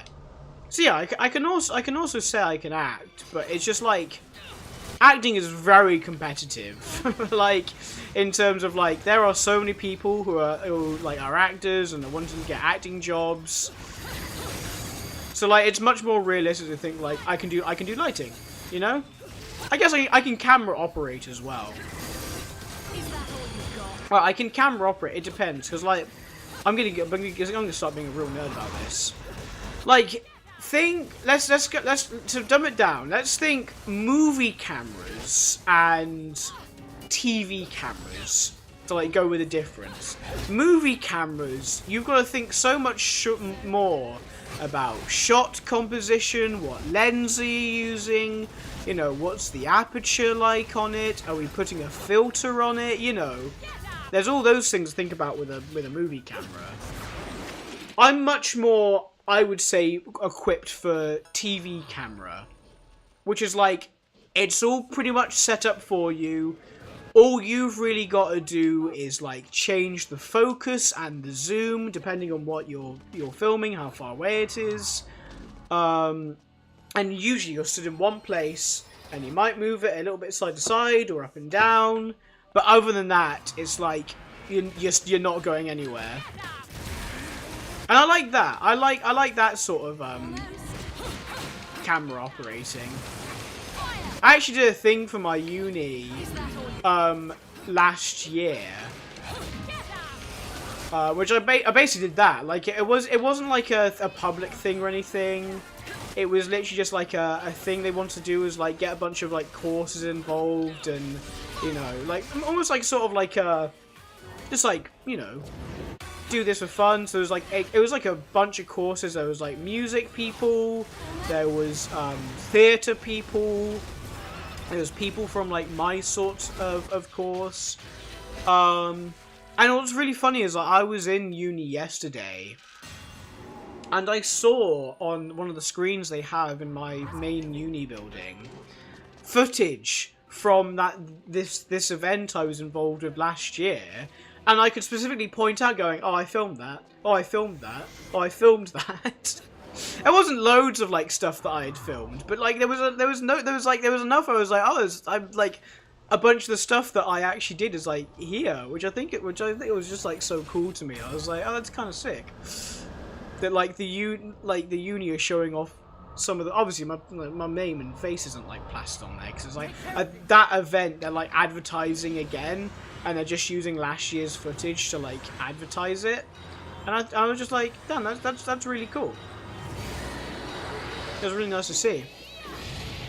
Photography class, and they gave me an understanding of angles that can be applied to film composition. Yeah, I feel like photography is. I never did photography, but from what I know of photography, it's a good springboard to videography, which is essentially like what I can do. Like, or at least like what I've learned to do is like camera work, which is the fancy term being videography. Like it's not too much really between photography and videography. It's like instead of like capturing a still picture, you're capturing things that move. So it's very transferable skills, really. Look, Gary, it did kind of feel like that. I was like, oh my gosh, it's like I filmed, because obviously I wasn't in it, I was behind the camera, but it was like, oh my gosh, I filmed that. That's something I did.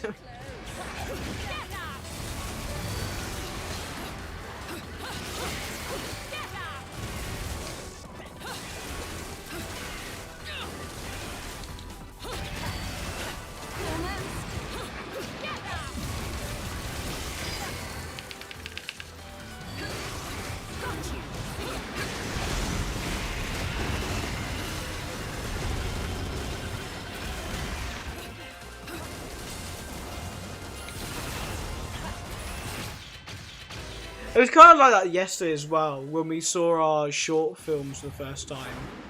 Because the screening yesterday was the first time I'd seen it, like, properly, apart from a few screenshots that the editor has sent me for my writing up stuff. Because obviously it was like, what was really, I mean, obviously I basically what we had to do for it was almost like basically an online sort of scrapbook is the best way to describe it, probably. So close. So like I needed like pictures of like, what do you call it, my lighting looking good, and I took pictures on my phone of like the rooms looking nice when they're all lit up, but a lot of the time like it's like, well, my phone camera looks a bit crap. And also I think it literally only happened for one of the scenes. My phone sort of like auto color corrected, so like it was really nice. Like, it was beautiful. It was like a bedroom scene, and I had like, there was I'm being a proper nerd about this now. I had like a nice orange light that was on, and the set decoration team, they'd put like some purple fairy lights on like the headboard of the bed.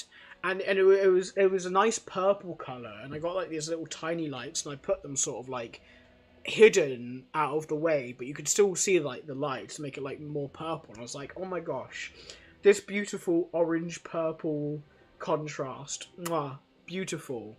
And then I took the pictures on my phone, and I was like, okay. And then when I looked at them later, I was like, they're just white.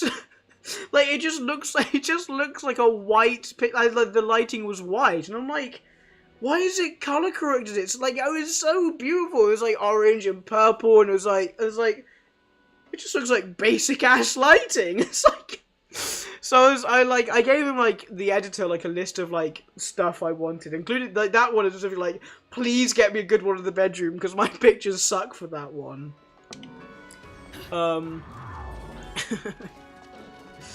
But yeah.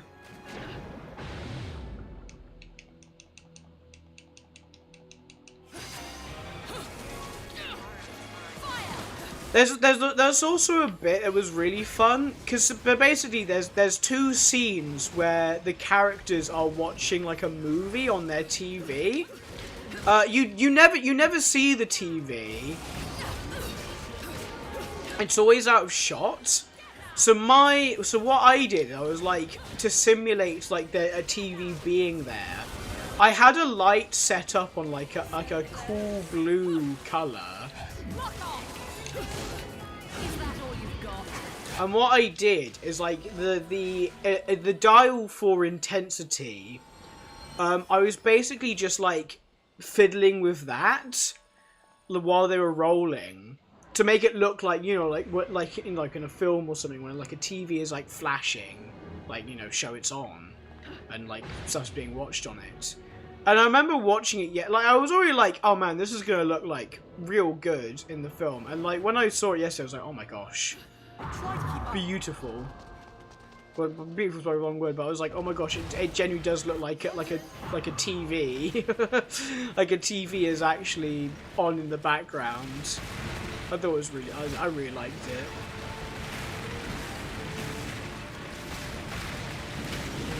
That's what I mean. I'm a big lighting nerd now.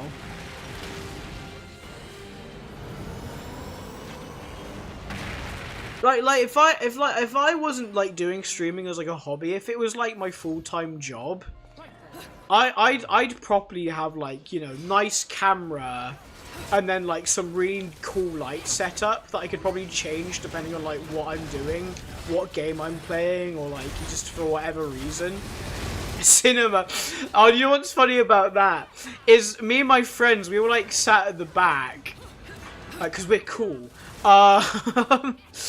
And for all three of the short films, at the end we clapped afterwards, but we like as a joke we put our arms up and we're like, oh, absolute cinema. Oh. Speaking of which, I still want to do that drawing funky of the what's it called, of Jimbo. I don't know how I'm gonna draw it. I'm definitely gonna draw it like when I'm like home and have a bit more time. Take care of this.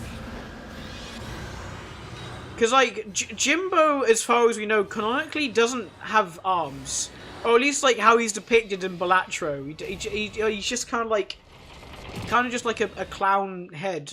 So I'm like, I don't know how I'm gonna do this.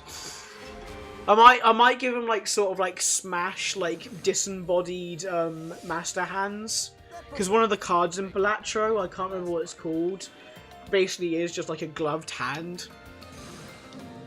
So I might do that. Shut up, Funky. I'm going to kill you, and then kill you again. Speaking of Balatro, though, if anyone has £35 spare, there's still time to buy the Balatro plush, and I would like it. So if anyone wants to give me a Christmas present of 35 quid, that would be lovely. Thank you. I'm gonna pull a self-entitled streamer and go, you guys are watching for free. How can you not afford $5 to give to me? If you're here and watching for free, you should go out and get a job so you could give me your $5. Man. Balatro won 3. Balatro sweep, unironically. I think it was only up for 4 awards, I think. Yeah, no, yeah, it was. It was only up for 4 awards. It won 3, and the only award it didn't win was Game of the Year. Which is, like, you know, that was a very competitive category, so I'm like, I'm not too worried, like... Obviously, it would have been so funny to, like, have Balatro win Game of the Year. I would have loved it. Because it genuinely is my Game of the Year. I really enjoyed Balatro.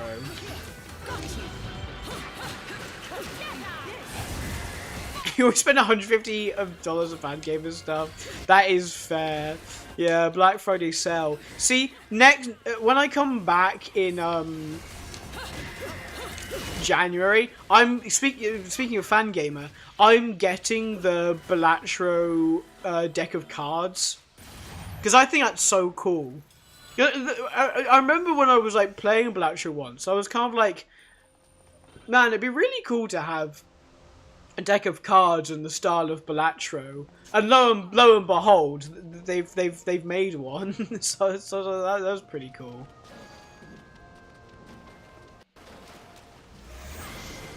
Try to keep up. It was a bigger shock to me, legit, I thought. Welcome, by the way. I'm just glad, like, unironically glad that the Elden Ring DLC got nothing. Every single category it was nominated for didn't win a single thing. And I'm so glad, because, like, that was the dumbest decision to have DLC up for Game of the Year. I don't care how big the DLC is. DLC is not a game. Like, it's additional content to a game. I wouldn't be, like, annoyed if they had, like, a category that was best DLC. Like, I feel like that would be fine. But specifically putting a DLC up for Game of the Year and other awards is like, what are you doing?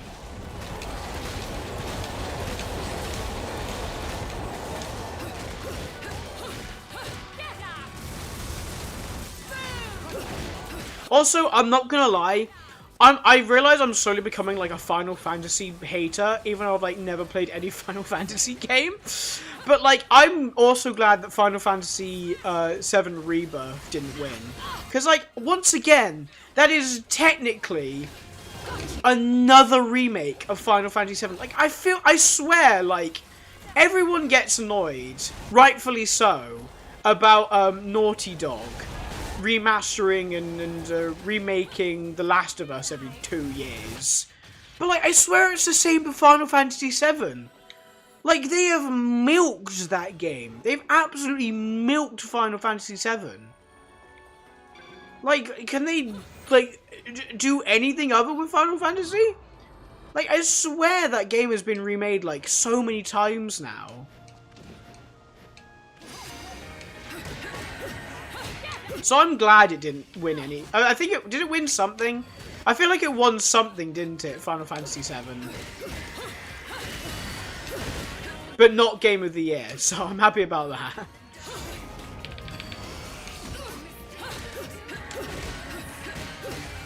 Because in hindsight, why would a 3D platformer made for kids to win? Especially since...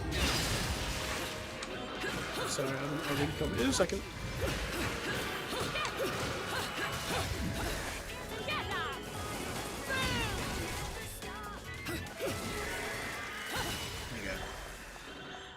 Especially since we know AAA companies dislike 3D platforms for their 100-hour world RPGs. Yeah. I've already nominated Elden Ring for marketing. See, I said it, I can't remember if I said it in this server. No, I said it in a different server. My tinfoil hat theory is that they had the Elden Ring DLC down for Game of the Year. And then they saw the controversy it caused online and backpedaled that decision and went, oh, we're gonna. What do we choose instead? Because I reckon people would have been pissed if it got Game of the Year. Grant, at least Final Fantasy VII is a brand new game and story from the ground up. It's the second part of the story. They took the original story and split it into 3 parts. Oh, for Pete! No wonder they're milking it dry. That's some Harry Potter and the Deathly Hallows stuff right there. Because like, wasn't there like 1 book and they went let's make it 2 movies because money. You could argue. I was about to say something else as well. What else do they do for that? Oh, Wicked! I was so shocked. No, I've not seen the Wicked movie because I've seen the musical. I don't need to go see a movie version of a musical I've seen, because to me, the stage musical is always going to be better than the movie, and I know that's like the theatre kid in me saying that, but like there's no way a movie is going to be a really good theatre experience, especially with a musical like Wicked. But I found it from my friends that because I didn't know this, it's only the first part. It's only the first part. The second part of Wicked comes out next year. And they haven't done that for any reason other than, like, money. Like it's so dumb. It's like, just do the whole movie. Do the whole story. Why is every movie this day gotta, like, become, like, a series or franchise? It's like, just make a good movie and move on. Oh dear. It won best score. I guess that's... Well, actually, I was about to say, guess that's fine. How much of the score is based on the original composition of music from the original Final Fantasy VII or, like, previous Final Fantasy VII games? Oh, it was one book, not split into 3 movies. Yeah, same thing, really. Could have been one movie. Money. Yeah, how much of Final Fantasy Rebirth's music has been based on previous games? That'd be interesting to know. Your turn.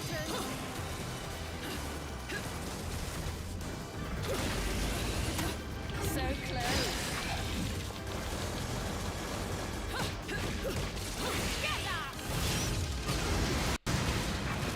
I haven't played them. Oh, okay, fair enough.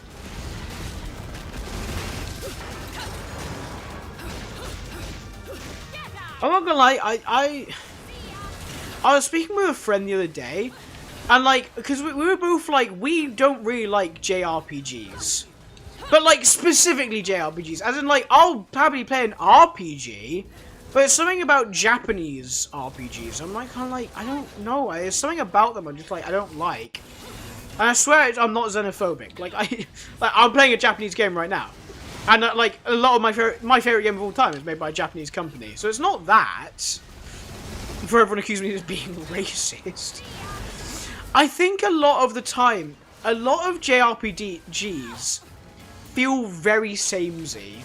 Like, they all have similar themes. They all have very similar character archetypes. And a lot of the time it's like, don't worry guys, we're gonna defeat evil gods with the power of friendship. And it's like, you want to do an original story? Like, I feel like every JRPG is like some form of that. We're like, we're gonna kill Satan, but because we're all friends, we can do this. You know what I mean? And but they all feel that way. I played a bit of 7OG, but stopped because I got busy. I think it's because of how a game is paced. It might be that as well, to be fair. Yeah, wouldn't be surprised.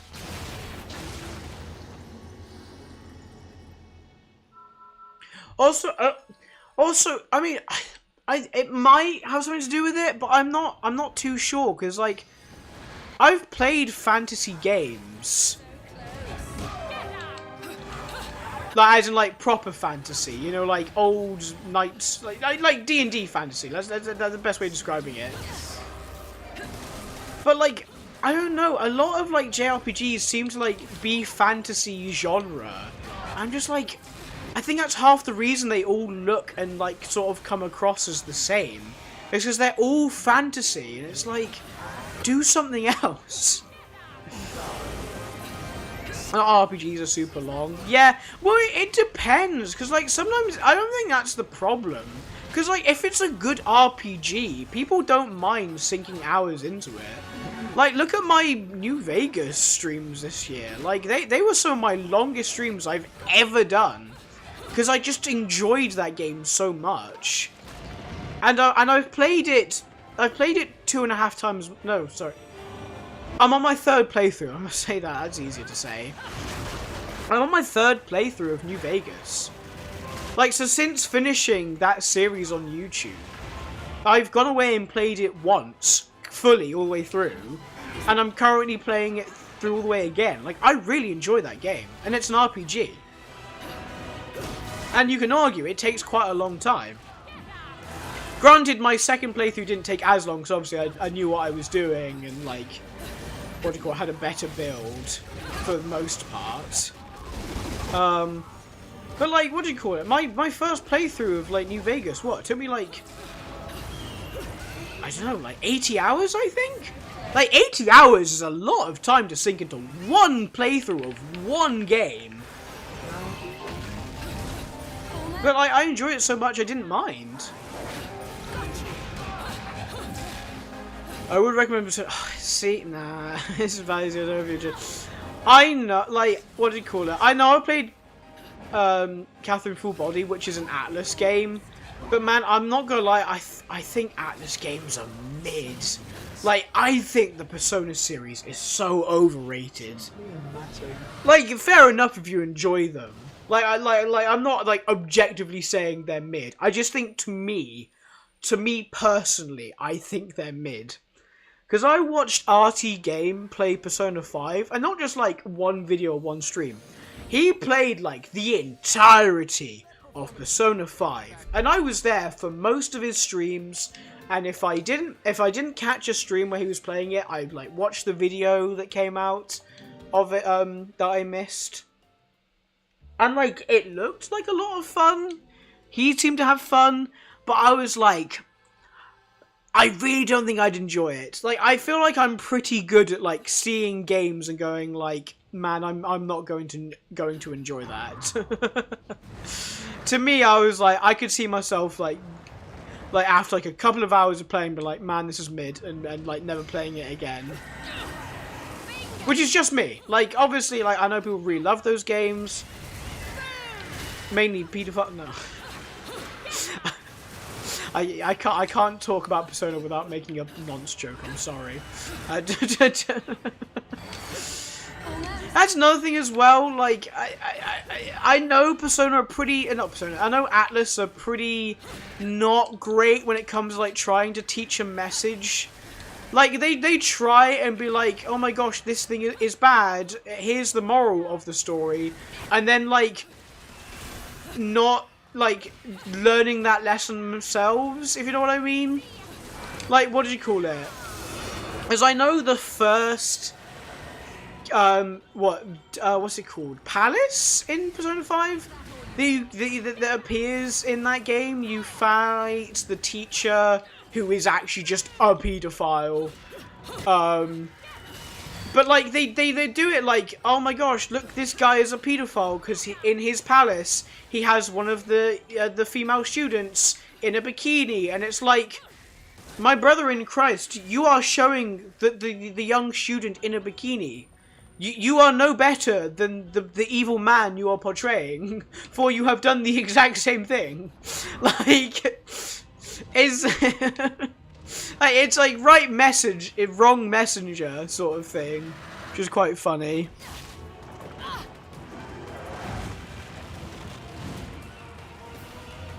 For me to be interested. Oh, sorry. Jeremiah went years just liking RPGs because he didn't like Dragon Quest or one of the fantasy type games. When he realized that he doesn't like turn-based RPGs. See, I was like that for a while. I was like, I still think on the whole, I'm not a fan of turn-based RPGs.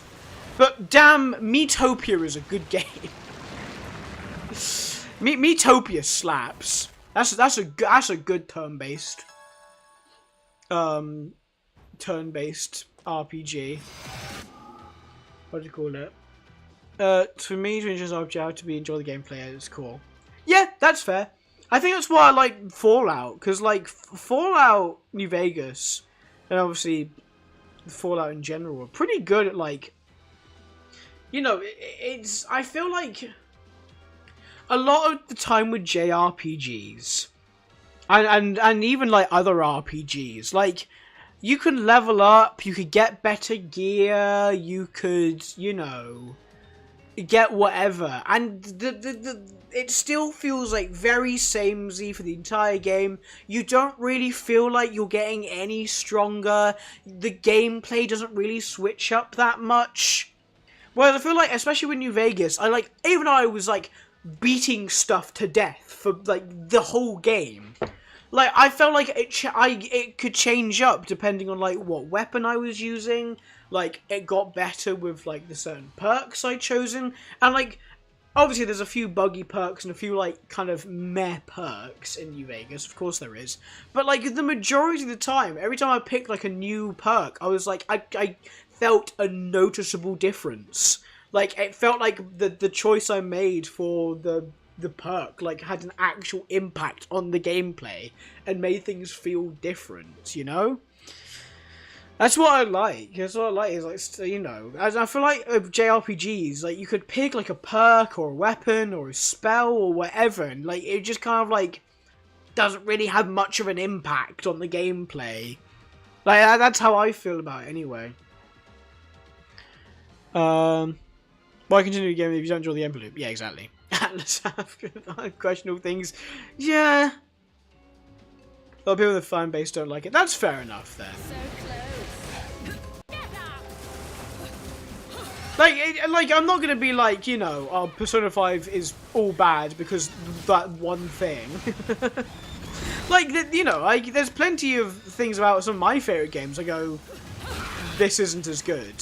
Usually not like questionable things like that, but.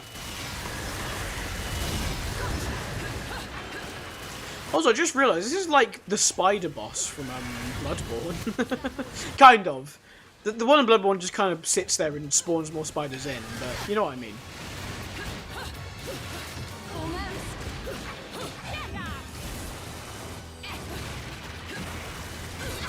Nope. But yeah. Like for example, what's some, I'm trying to think of something example of something a game I like and something I don't like from it. What do I not like from this game? Oh, the story could have been better. It's still a really good story. But, like, I think the problem is with this game that they had to follow Bayonetta 1. And Bayonetta 1's story is, like, incredible. And the gameplay, though, massive improvement on the last game. I mean, not that Bayonetta 1's combat is bad. Like, it's really good still. Bayonetta 1 is so much fun. But, like, in terms of, like, overall improvement of, like, you know, gameplay, it's pretty good at that. Speaking of which, I'm getting kicked in the ass. Also, not being into Persona done so because the games are long. Plus, it took me 103 hours. Yeah. To be fair, New Vegas took me 80 hours. Like, but like that being said, you can if you weren't doing like every single side quest and like thing, you probably complete it in probably like I'd say 50 to 60 hours.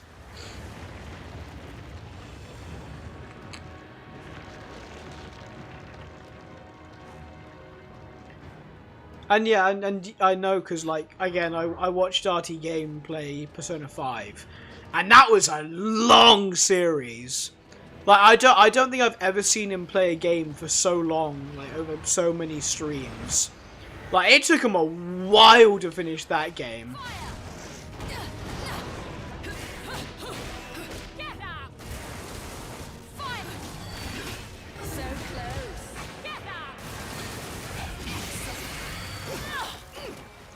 I can't even lock in. I mean, I guess I'm not really trying too much, so I don't care.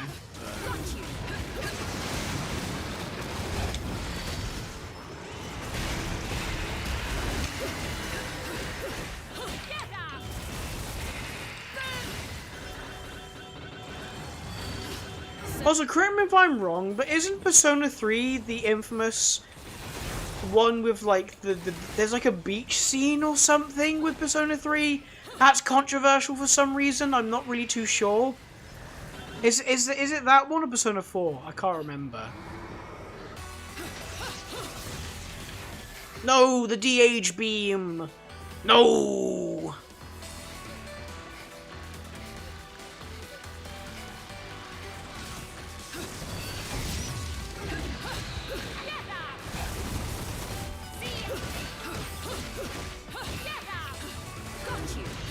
It's not.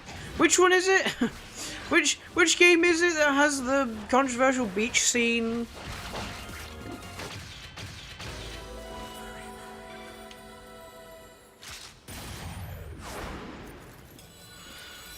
But it was fine. Oh, okay. Fair enough then. I thought I saw somewhere about like maybe someone was making it up, or maybe it was a case of like someone getting offended for something that like didn't need to have offense for it. So, playthrough. I don't know. Okay, fair enough.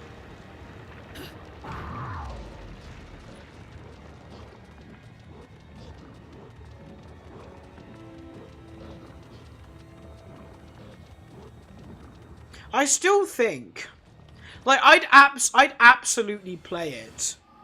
If it was a thing. Because you know I played Catherine Full Body. And the whole thing of that game is that the main guy, he's got to choose between 3 different women. Spoilers, not really. 3 different women called Catherine. All spelt differently. They should really do the opposite of that. They should do a game where it's a girl, and she's got a choice between 3 dudes called Sean, and and it's all the different ways you can spell Sean. You know, Scene, Shaun, and Sean. Pros made, some things get paid and overblown. This is the internet after all. The one that always gets me and always makes me laugh when I see it is the one from Animal Crossing. And the little Animal Crossing girl is like just in her bedroom, like sat on the ground, and she's got space buns. And for some reason, someone saw that and went, "Oh my gosh, racist." Like, the fact that someone saw that screenshot and thought it was racist is like the funniest thing.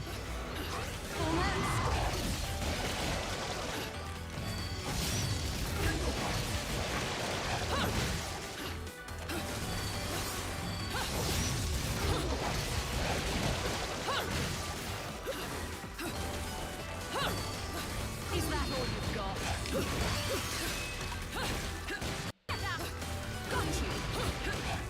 You're gonna be like, yeah, that's an infamous one.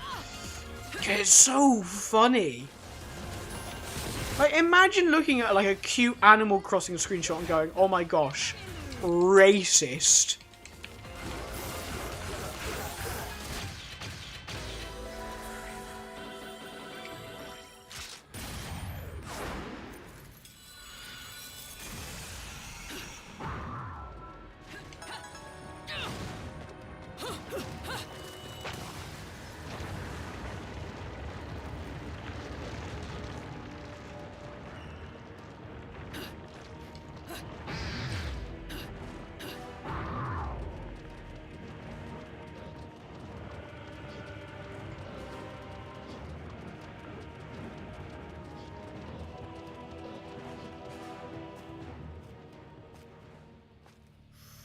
Hello, Rodon.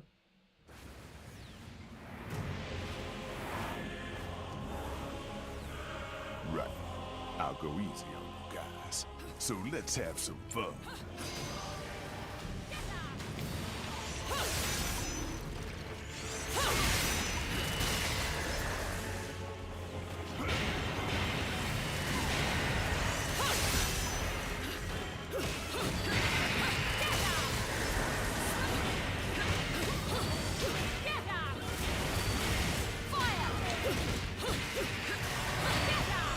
I'm not gonna lie to you guys, my Balatro addiction is quite bad.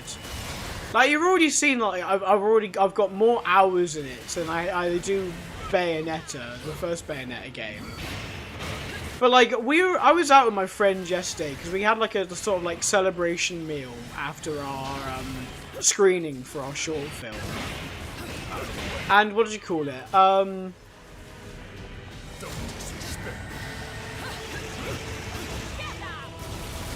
There was some like music obviously in this restaurant we were at, and there's one that came on and I genuinely thought for like the first few seconds before the singing kicked in that it was the theme from Balatro. I was like, what? And then it was like, oh, it's not. I was like, man, my gambling addiction's not going well. It's funny because like I played New Vegas for the first time this year, and I've played Balatro this year, and both of those games combined have given me a gambling addiction. At least it's fake gambling. Like, imagine if I got into real gambling. Balatro brain rot, actually. Went to Game Awards and wrote down every shooter that showed it, and now it's both new game and updated. 20! Damn, that is quite a lot. We're here. And so is my target by the looks Oh yeah, I forgot you can't skip this. Jean, there she is. Hold up. You're not seriously thinking of getting between a man and his next payday. Chill, Bayonetta. Don't go shooting nobody. It's a shame because I would have really loved that, what do you call it, Balatro plush. But like I literally for me it is about 35 quid, which is literally about the money I need to spend on an Uber tomorrow. So like, my choice really is That performance might make get Balatro plush or Uber tomorrow, and it's not really a choice because I need to get the Uber. So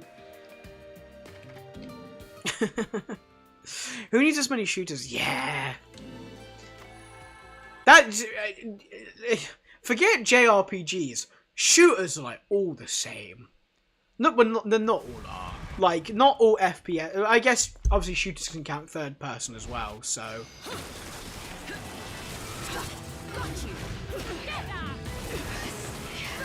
Like, I think the only, like, unique shooters that I saw were, like, 2 games that, like, already... I actually didn't even show it last night. Last night at the Game Awards. Like, Helldivers, I want to say, is fairly unique. Like, I know there have been, like, similar games to it in the past, but I feel like... I really enjoyed Helldivers this year. I haven't played it in, like, months. Mainly because, like, I'm just trying to save my laptop. Like, I really want to check out the new update for Helldivers, but at the same time, I'm like, man, my laptop's gonna die if I try it again. And also the Space Marine game. I think the Space Marine game it was pretty cool this year. I would have loved to play that, but again, don't really have the money for it. And 2, I'm not letting my laptop go through that. That's what I'm finding a lot at the moment, which is why I want like a gaming PC next year. Because it's like, man, I want to play like all of these cool games, but I can't because my laptop would not be able to handle it.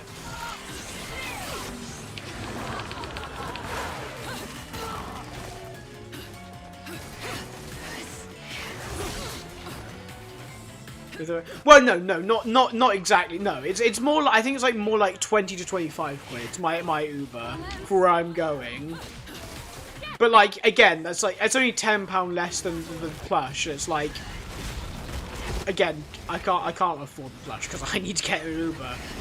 It's a shame for like stuff you need to buy gets in the way of stuff you want to buy.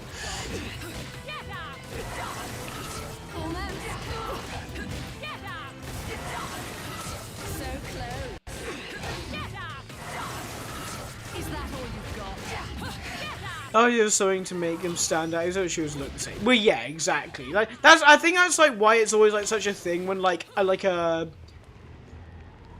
unique shooter or FPS game comes out. It's why, what do you call it? It's why stuff like Metroid. I guess like Metroid Prime you wouldn't consider a shooter, would you? It's more just FPS exploration. But like Doom Eternal, Helldivers, Space Marine 2, like Titanfall. Like, you know, those are your unique shooters, and, you know, rightfully so, they get the recognition they deserve. Like, COD sucks. Like, COD is a franchise. It's always been mid.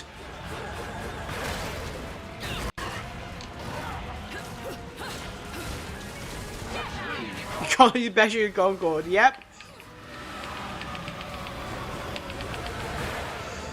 Good old Concord, my favourite shooter. I can't wait to play some tomorrow. I just bought the game. I'm really looking forward to playing.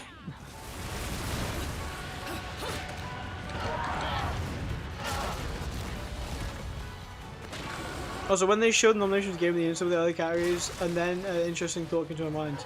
I ask you, how many good games have come from the West this game? Oh yeah, I remember you saying. Saw that because I don't think I maybe I did. I can't remember if I responded or not. Because I genuinely can't think of like many games in the past decade, like AAA games that I'm like, man, that's actually like really good. Actually, the Doom games, Doom 2016, Doom Eternal. There we go. Good old id Software, man.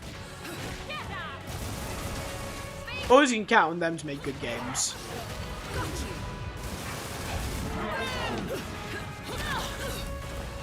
Yeah, and they all struggle. Yeah, I mean, it makes sense because a lot of good games are just indie games. Like, indie games are like just so good, man. Eastern Indie, yep.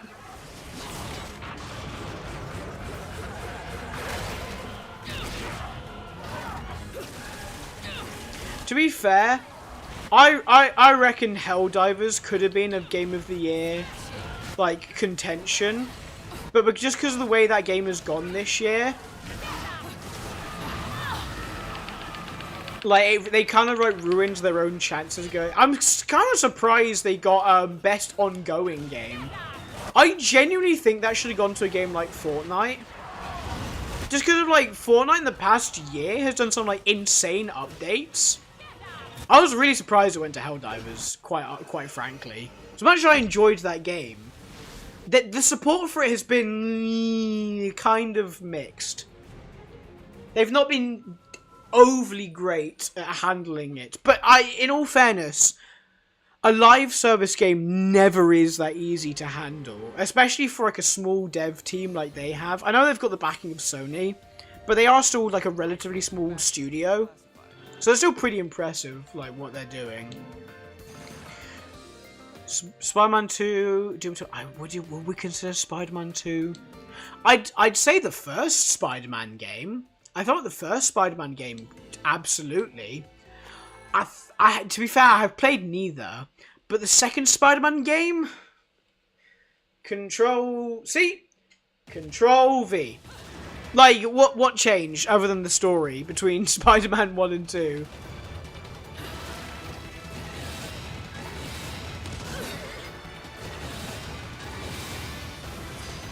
There's everything else, shoot a live service slot. Hey, don't you diss my terrible game that I play Destiny 2. Only I can say how bad Destiny 2 is, and you dismiss me. Do I hate that game? Did I play it today? Yes, I did. Of course I did. Absolutely played that game today. I'm probably so much a guy who was well received. I don't think that's too true. Yeah, no, Helldivers is like, what do you call it? It is actually a good game. Like the core gameplay is so much fun. It's just they haven't been like the best at, like, you know, updates and getting new stuff into the game. But like I think the first year of a live service game is always rough. Like, I don't think a live service game is ever going to come out and not have a rough first year. So I'm not like terribly like, oh my gosh, dead game over, so bad.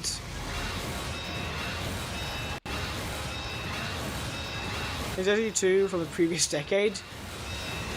Oh, do you mean like? Sorry, when you said past decade, I thought you meant like past 10 years, which is why I said Doom 2016. Because like you know, I'm thinking like 2014 onwards. You mean from like 2020 onwards? Is that what you mean? I thought you just meant the last 10 years.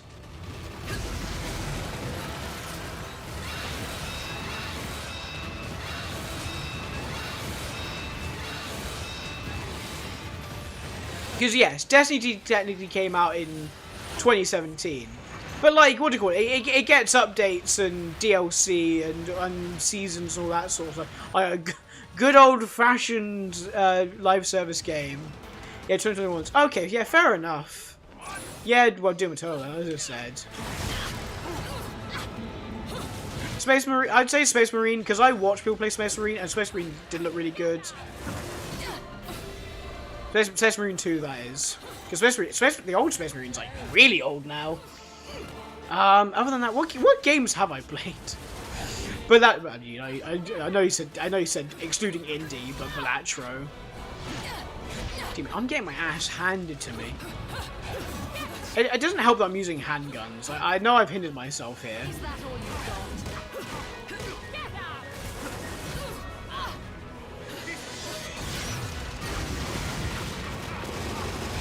I was thinking when you go, yeah, no, that's fair. I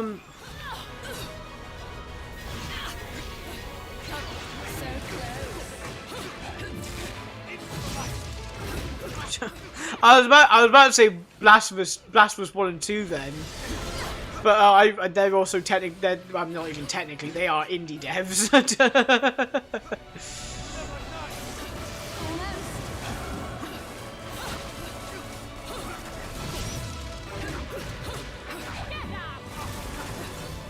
Ubisoft have probably saw this decade because they project on live service.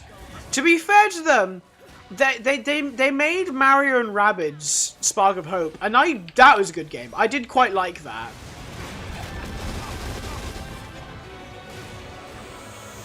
Which I'm kind of, you know, I don't know if that counts or not. Like, is that Western game? Is that Eastern game? Because it's like, you know, it's like technically using a Japanese IP, but like I think it was like basically fully developed by Ubisoft, and just Nintendo were like, yep, this is fine.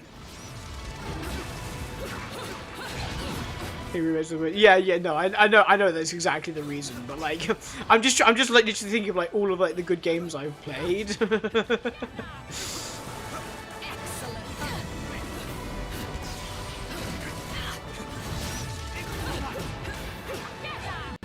I would say yes. Okay, yeah, fair enough. Because that was actually pretty good. That was not even like for the meme. Like it didn't sound like it. Like, but like I did really enjoy that game. Because it was like a good story. The gameplay was fun. The Sparks mechanics were like interesting and like varied. Like I 100%ed that game. At least before they introduced DLC. I didn't play any of the DLC. But yeah, I 100%ed that game. Japanese about 2000 maybe Western, yeah. I think of it, yeah. Because you could argue that Metroid Prime Remastered is a Western game. I mean, I don't think you'd like is even like technically about it. It just is. Because like all Nintendo do is go like, here's the Metroid IP. Have fun. Like. Obviously, yes, they look over it and make sure story is all. So I guess, like, Nintendo do, like, the story side of things mostly. And then Retro just kind of, like, develop the rest of the game. Yo, time travel. It is funny to me that Bayonetta is both a time travel game and a Christmas game.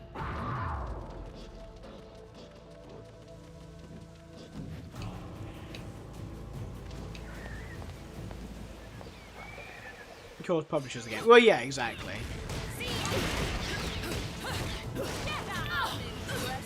Because, but that's the thing. Developers and publishers are obviously different unless they're like they're the same company. Like for example, Bungie. Bungie develop and publish Destiny. Well, Destiny 2. Technically, it was originally published by Activision, but now because like Bungie are kind of like independent, well, I say somewhat independent. They are owned by Sony now, but like it's still published by them, by Bungie.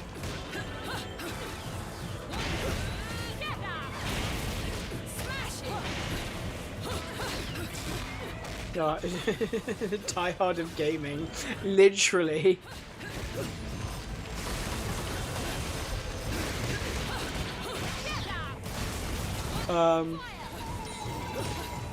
Like for example, like what do you call it?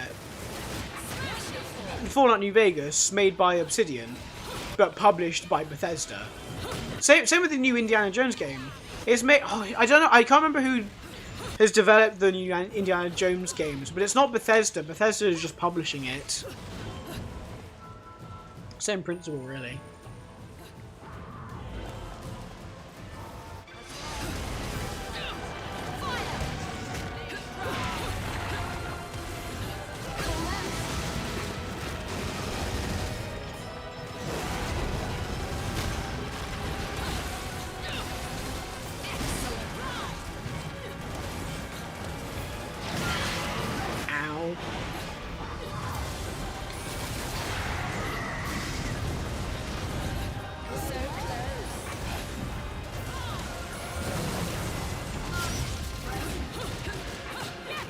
Makes me realise that.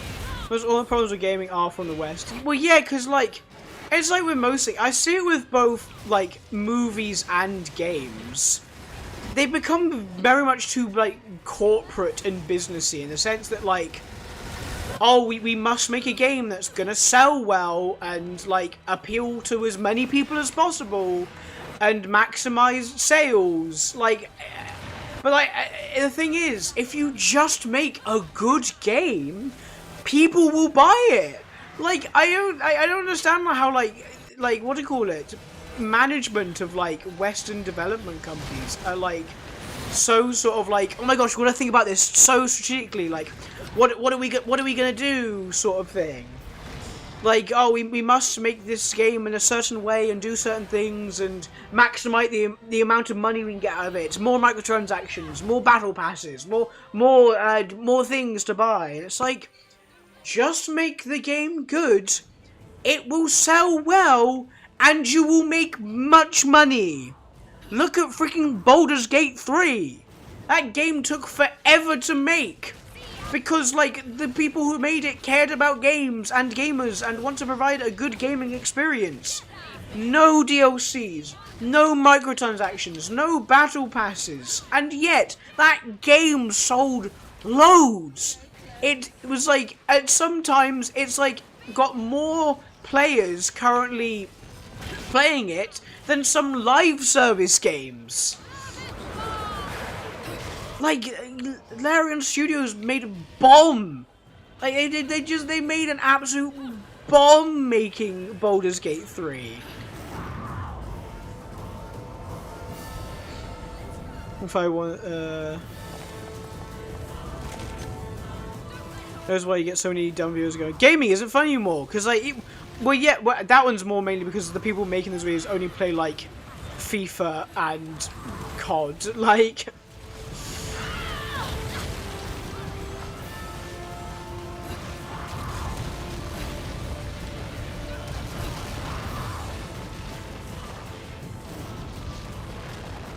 All these games coming, yeah, but crunch, AI, high budget, like, we literally, like, I don't want to like discredit like Nintendo and like in terms of like what they do, because like people always look at Nintendo and go, oh my gosh, they were so good, because like back in like, you know, early 2010s when Nintendo weren't doing so well financially, instead of, you know, laying off hundreds of staff, the CEO took a massive pay cut. But that's with the caveat being that Japanese workers' rights are so much better than in the West, because you're literally not allowed to lay off any staff for like financial reasons. Obviously you can lay them off for like, I don't know, they're not good at their job. You know, that's firing, not laying off. But you can't lay anybody off unless your company is literally going bankrupt. So people are always like, oh my gosh, Nintendo was so good because they took a pay cut instead of firing employees. And it's like, well, yes, but they kind of had to. They didn't really have a choice, you know? Like, legally. We want a good game. Literally. All we want is good games. Oh, Nintendo Japan, I've heard horror stories. Oh, yeah, well, exactly. Like, that's what I mean. Like, the laws in Japan won't allow them to do, like, stuff like that. Whereas America, they'll get away with it. Because it's, like, it's America.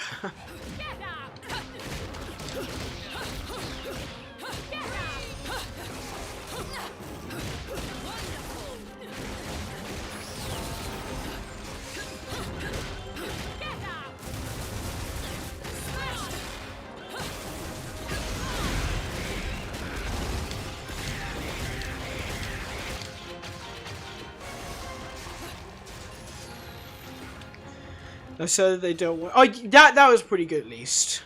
Yeah, two pretty big Nintendo W's that I remember is that. So they said that they don't want to do any AI sort of stuff, and that while I think actually the laws have changed now. I could be wrong, but like they said a while ago that while Japan doesn't recognize same-sex marriage, they do, and it's like, damn, Nintendo for the gays? Let's go.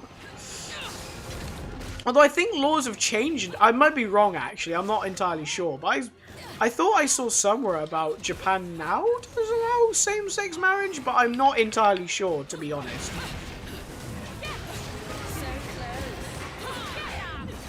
multiple times. Yeah, that's pretty good.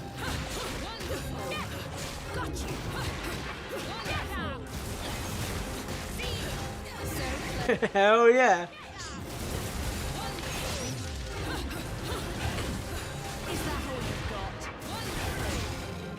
Ow.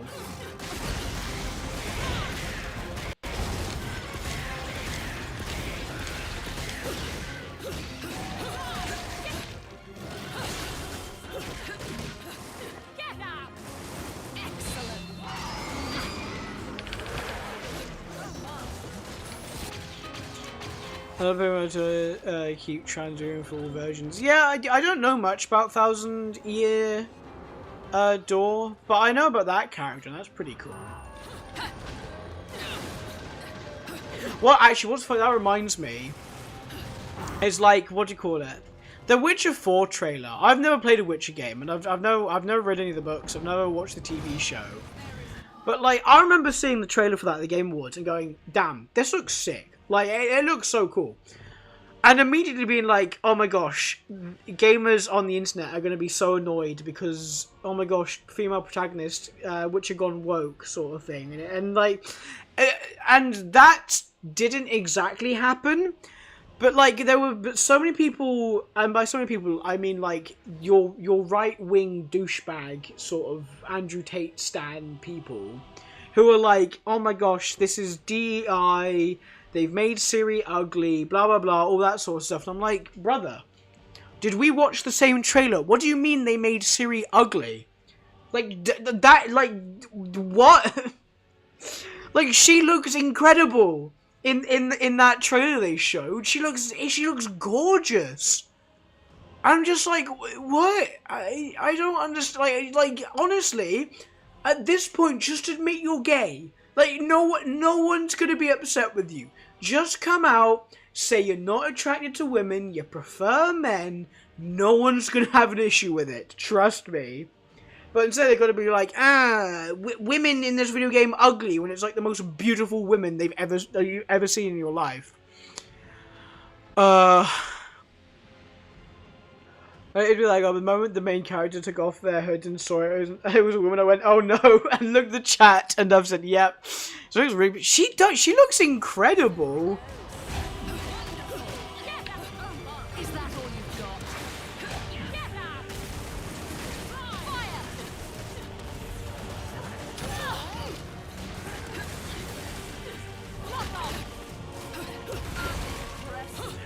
I've said it so many times now. Like you're right. It's literally what is happening now is that like woke is literally anytime there's a woman or anytime there's a person of color. Oh, and all hell breaks loose when it's a woman of color. They really don't like that one.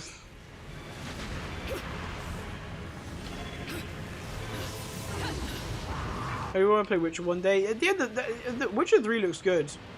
Depending on if I have good PC, and what do you call it? Where there was a bird there I hadn't gotten before. That's interesting.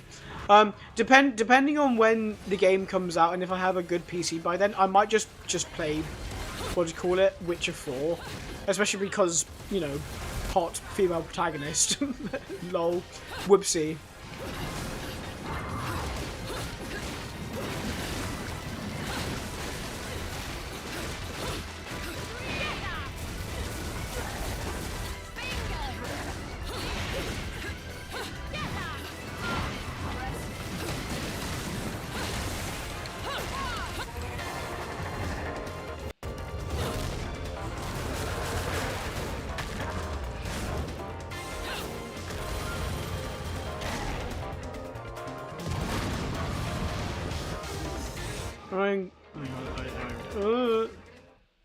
Oopsie.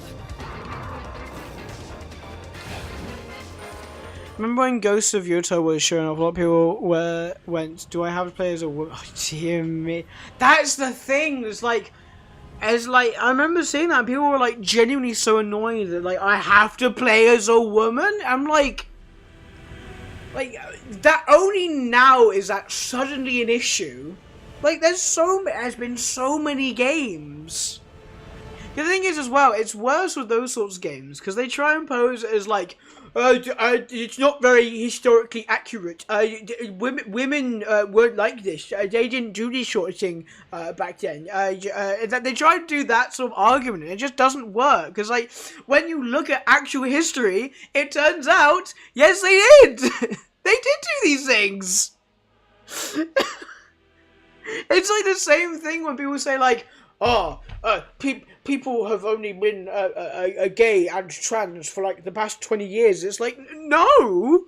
There are very famous historical accounts of people being gay and trans throughout history. This isn't new. It's just so funny, man.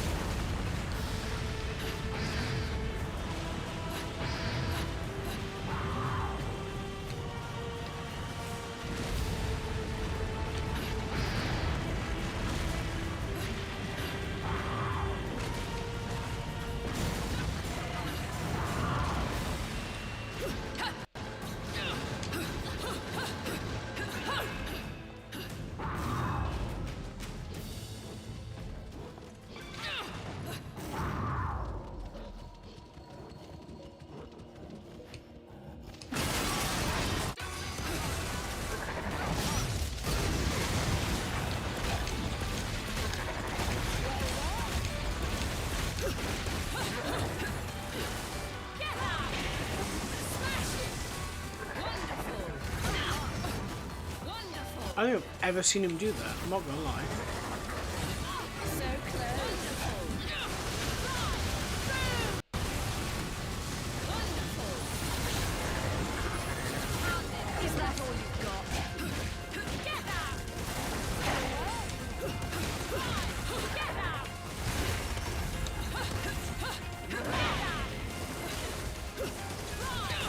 Well, that's the thing, though. Like, those people aren't gonna get annoyed at stuff like Princess Peach, because, like, in their minds, like, that's a kid's game. It's like, it's a kid's game. Who cares, sort of thing. Women, whatever.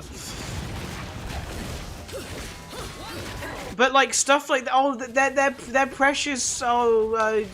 Historical game. Oh no, what do you call it? Oh, you can't do this to my lovely, definitely historically accurate game.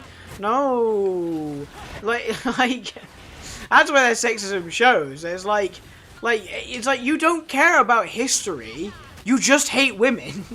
Like.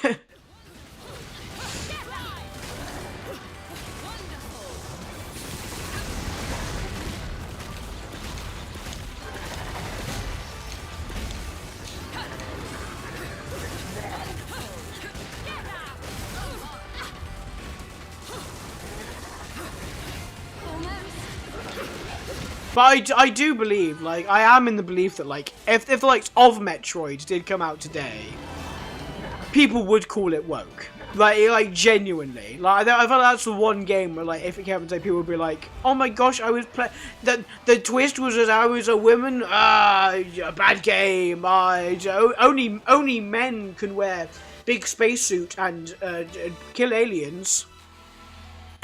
Historically accurate game features aliens and robots, literally. It's like, I remember seeing one guy on Twitter, he was like so annoyed that like he had options to be gay or bisexual in Starfield. Because it was literally like, oh, I don't have these options in real life, why do I have them in the game? And it's like, brother, technically, you do have the option in real life to be gay or bisexual. It was literally like a whole sort of like you control the buttons you press situation. You know? It's like, fine, you're homophobic, but like you can just not pick that dialogue option. Like, that's all it was. He was getting annoyed that he had like a dialogue option to like be like flirt with a man. It's like, I wouldn't do this in real life. Why have I got the option in game? And it's like, one, because that's a choice you can make, and two, you can do that in real life if you wanted to. Goes as Bennett and Tomb Raider. Yeah, definitely. Same pronoun goes with the... No, it wasn't him. It was just a random guy on Twitter that everyone just kind of clowned on because it was just like, dude.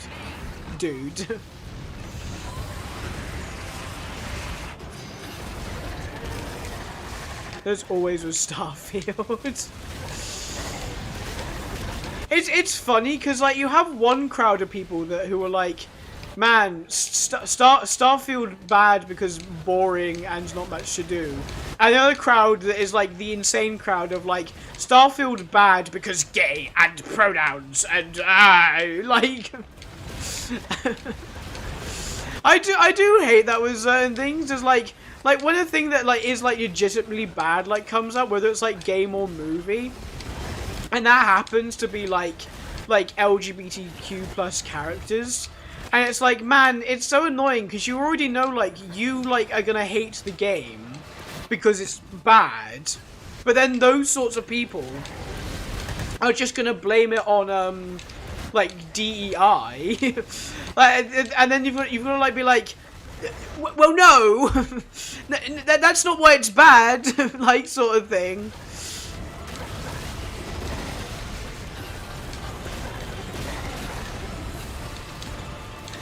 The game of...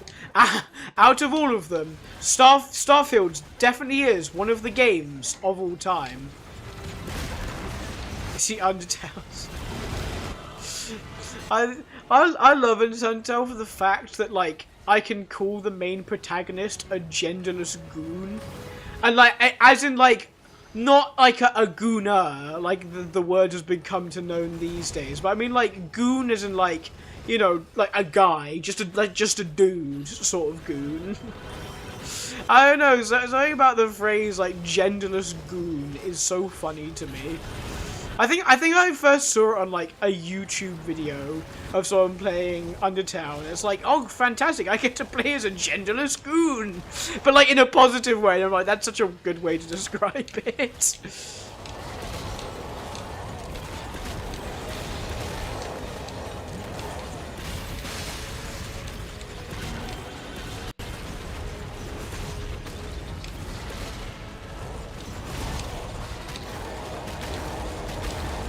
I feel like I can just do this.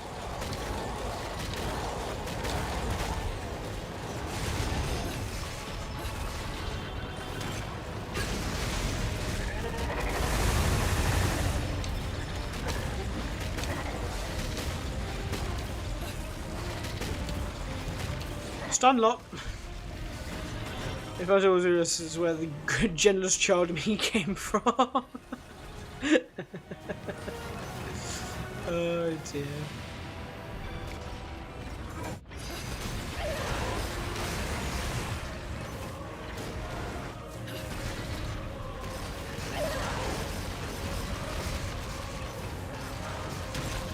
I saw it with a friend search where he's his most funny. Bad lol. Hey, sometimes you just gotta like have something that's like, this is so bad it's good sort of thing. I feel like I had that recently, but I can't remember what it was. I watched or played something where I was like, man, this is terrible, but it's so funny. Because it's like so bad, but I can't remember what that is now.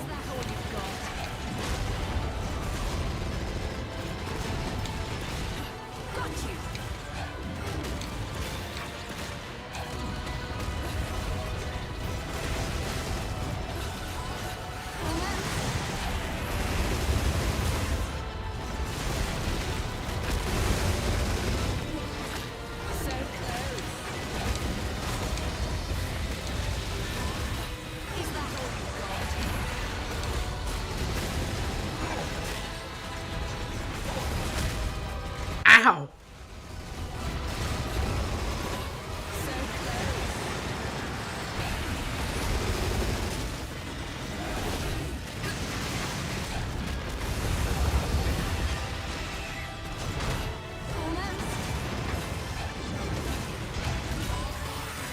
Morbius is funny, but I've never actually seen Morbius. I kind of don't want to, because like, I really don't want to like waste like what 2-3 hours of my life watching that. And plus the meme is like way funnier if I just haven't seen it. But I want to watch Madame Web or I've had my film. That's, yeah, didn't watch Madame Web, not gonna see Craven. I like surely they just give up. Like, I don't know what they're trying to do at this point. Like, they clearly can't make movies with the IPs they have. So, like, I don't know, like what... like, just give up already. Got you. So close.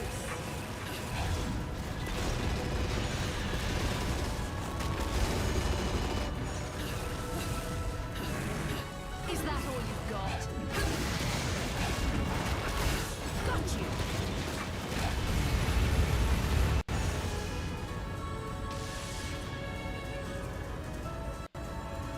Yeah, I'm kind of getting through this game. Considering I had to change clothes and look for paracetamol, it wasn't there. Gone pretty fast.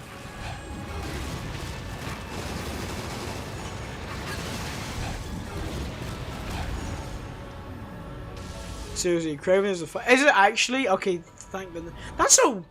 Wait, as in like, have they decided that because it's doing so bad? Or is it like pre-planned that like Craven's like the final movie they're doing in their sort of like universe of movies? Because if so, like, if that was like a pre-planned decision, that's a really weird film to just like end on. Like, Craven the Hunter of all characters? Really? Like, surely you want to end with Venom 3, right? I've heard it's... Well, yeah, I've not heard good things about it either. Like, I wasn't expecting good things. It's not like I'm shocked, so... I'm so poorly, they gave up. Lol.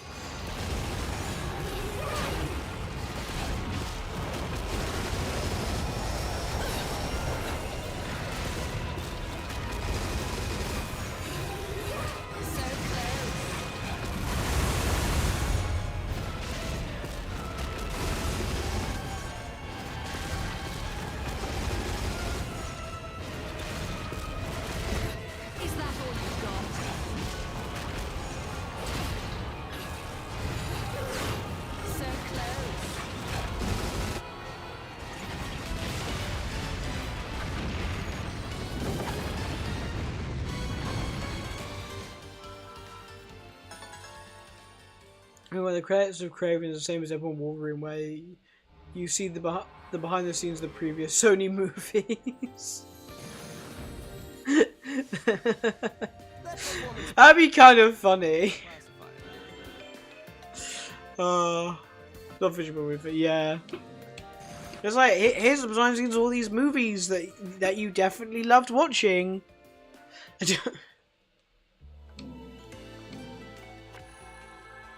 Oh, we're almost there, man.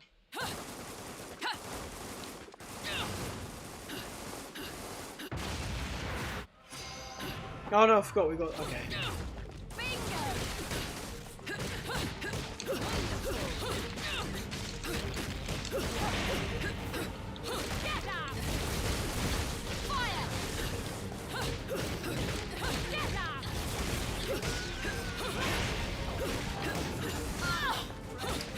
I always forget, like, when you go around, genuinely, it is kind of hard to adjust from, like, harder difficulties to, like, easier difficulties again. Because you're so used to them attacking, like, really quickly that, like, you dodge too fast.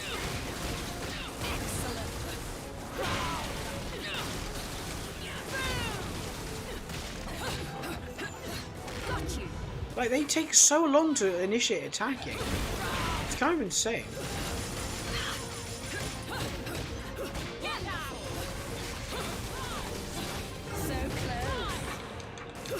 Always rolled to around where Mad I'm craving for battle. Bruh.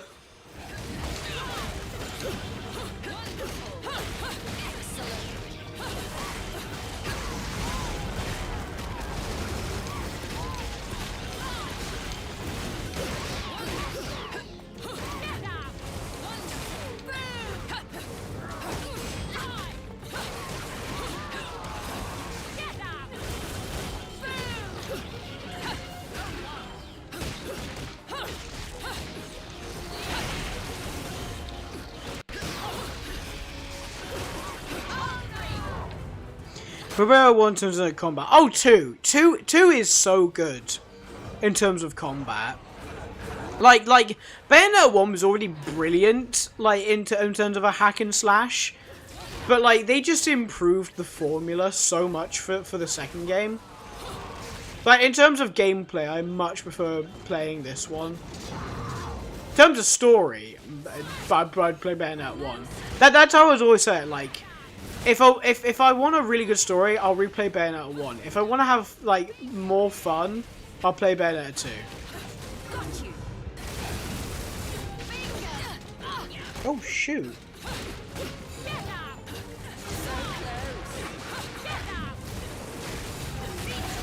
I think it's fine, but my... Ooh. Okay, yeah, it's still clearly working. I don't know how to just show this, but like... Actually, if I disconnected it a second. So... I don't know if you guys can hear this. So this is my Y button. My B button. My A button. And my X button. Here's the difference. I think that's literally just happened. Like, I can still press the X button, but it's not giving me a click anymore. I might have to buy a new... I don't want to buy a new controller. To be fair, would I need to buy a new one? I have Joy-Cons. What games do I play? Like, I freaking play Balatro. I don't need a whole ass controller for Balatro. Uh-oh. Hopefully it's fine. If not, I'll switch to Joy-Cons. It's not the end of the world. I'd say anyone do one for Craven, so I made my own. You want to have a fun... You can play... If you hate yourself, you can play Bayonetta 3.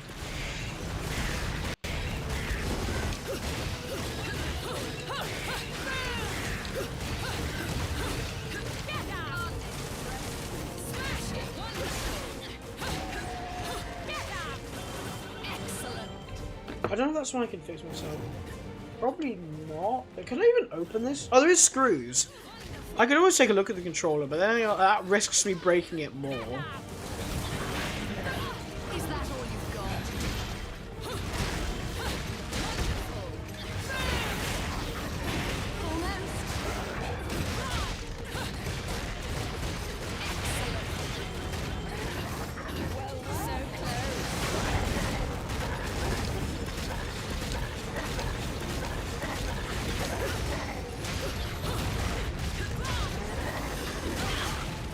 Ow.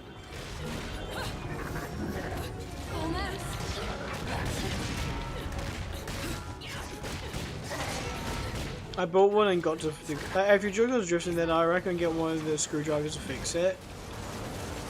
How would you fix your Joy-Con drift with screwdrivers? I thought, like, once your Joy-Cons start drifting, that's kind of like it, isn't it?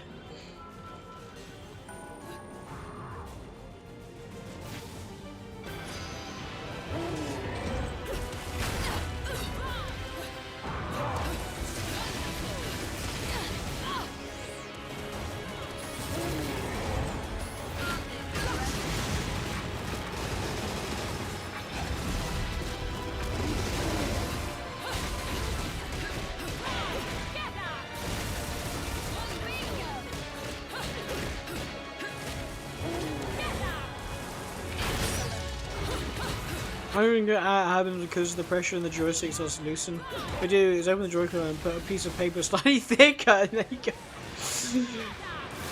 Damn, that's literally like the if you've got a wobbly table, put a piece of paper underneath it situation. That's the same thing. It's weird, but it worked, yeah. And to be fair, that's a bit like for my old controller. What I did, the connection between, so like, you know your 3 buttons, so your R3 and your L3. I think my L3, you know the click it does when you like press it down, it stopped doing that. So I was like, I opened it up. I basically to to get that connection back, so it would press and register as being pressed, I got my glue gun. I put like the tiniest amount of like glue in between the gap, and it was enough so I could actually use it again. That's how I fixed my last one. I know, but it's real. I mean, yeah, it makes sense, to be fair.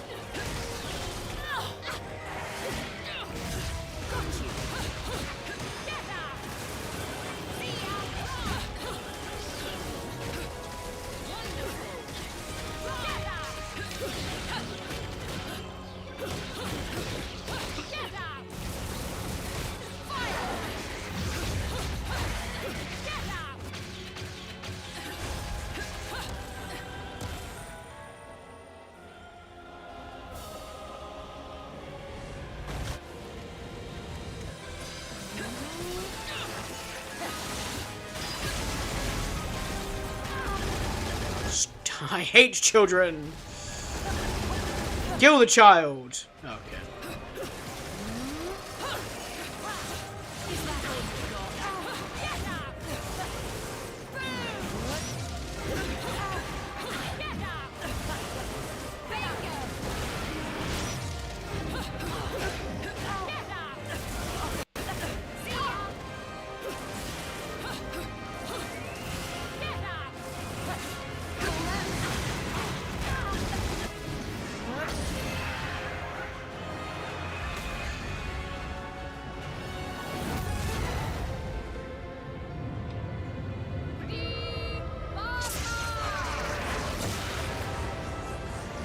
Time to headbutt a meteor, baby!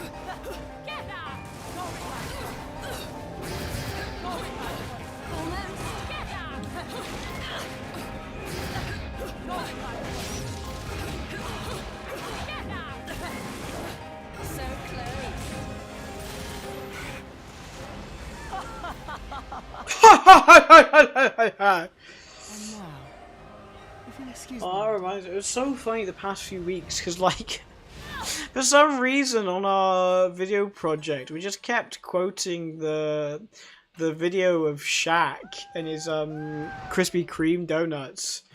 The jack-o'-lantern.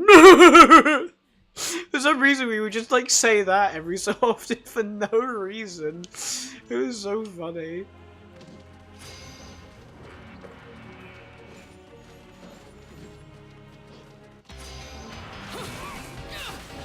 Ah, I see they have brought along Bastard 1 and Bastard 2.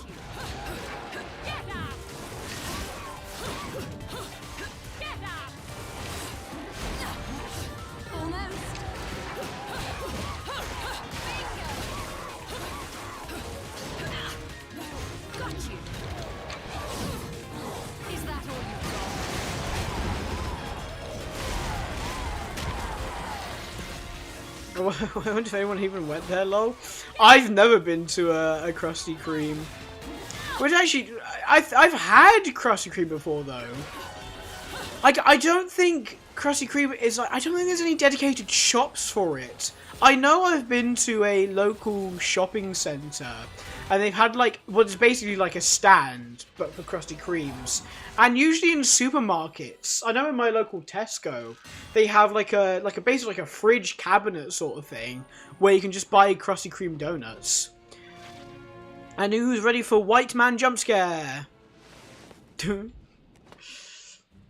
Never know it is a good reward for arriving to a random celebrity's house. Oh, you mean like actually went to Shaq's? I don't think. I thought I thought he meant go to Krusty Kreme's. I didn't realize he meant go to his house. Went to Shaq's house. Oh, I didn't realize that was what he was like saying. I thought he was like go to a Krusty Kreme with a costume on. I must have misinterpreted the video. Performance might make the back page reclassified. Are we're on the last verse now, right? Yes. Oh, we made it.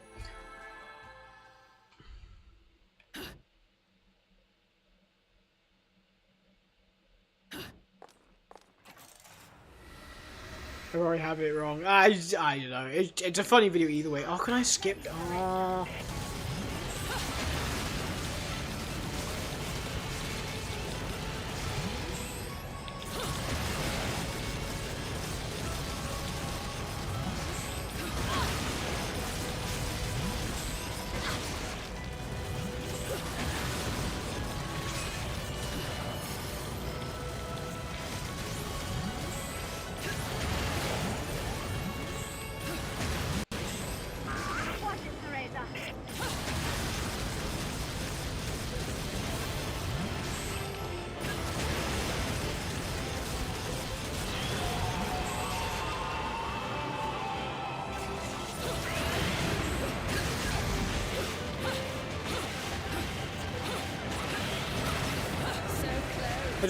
Yeah, the Star Fox reference is cool. We did that last year, so I was like, I've never actually played with the Star Fox costume. I'll put it on.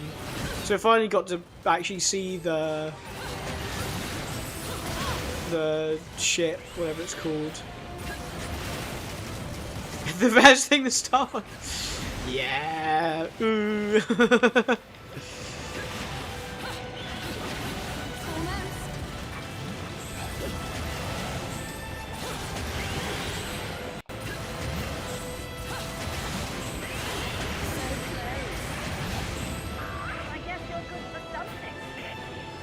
Wow, okay. Absolute shade from Jean right there.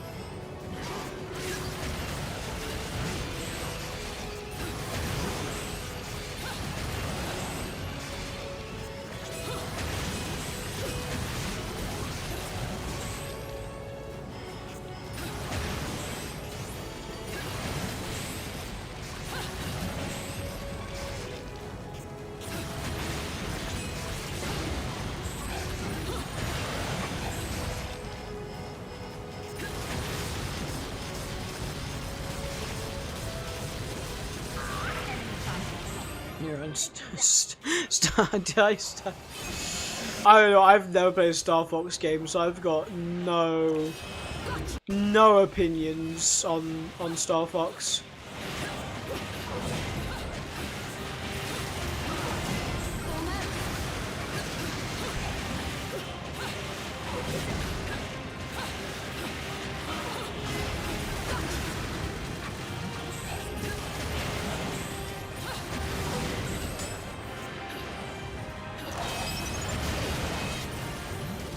I've literally never seen him throw out those mines before, I'm not gonna lie.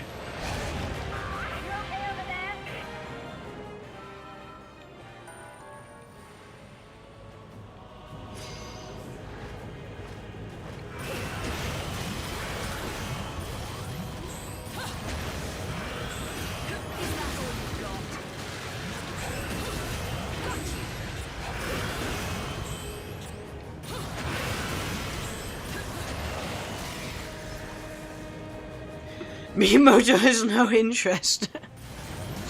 Yeah.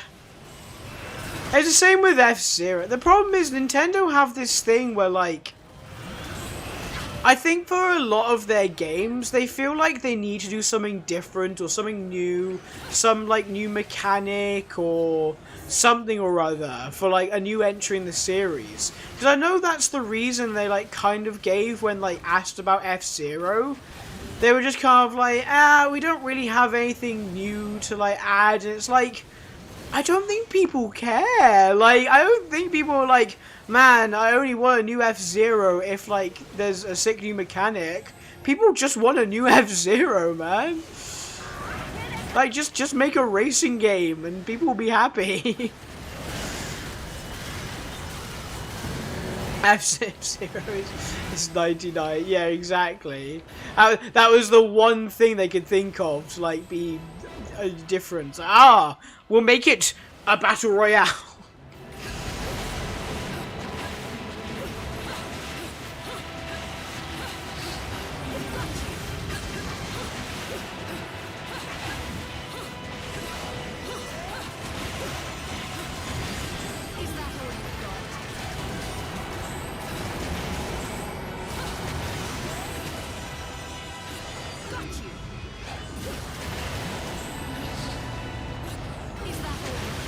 It's also sales. Yeah, that's fair. But, like, I feel like Metroid, if anything, has shown them, like, if you freaking advertise a game, people are gonna buy it. Like,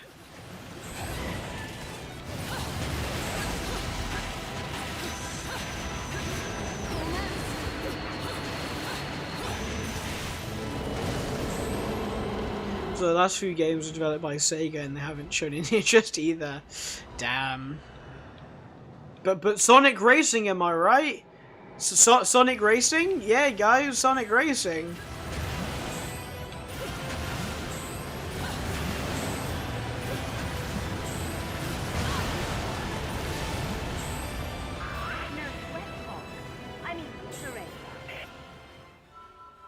Oh, the last few games.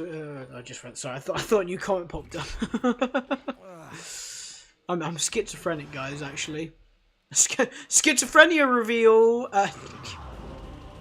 No. The only thing I've got at the moment is Balatro brain rot. I'm tempted to the creator on Twitter and Blue Sky and be like, please put the Balatro theme on Spotify, because I genuinely would just listen to that like 24/7. Get it on my Spotify Wrapped for next year. Really? Well, 4 was gonna switch big as yeah. What? No way! Who could have seen that coming?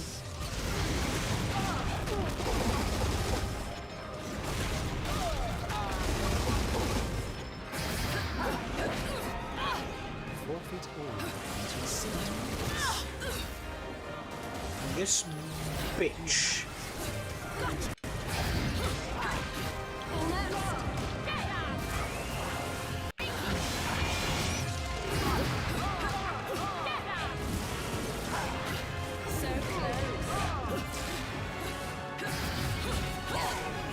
Still haven't given up?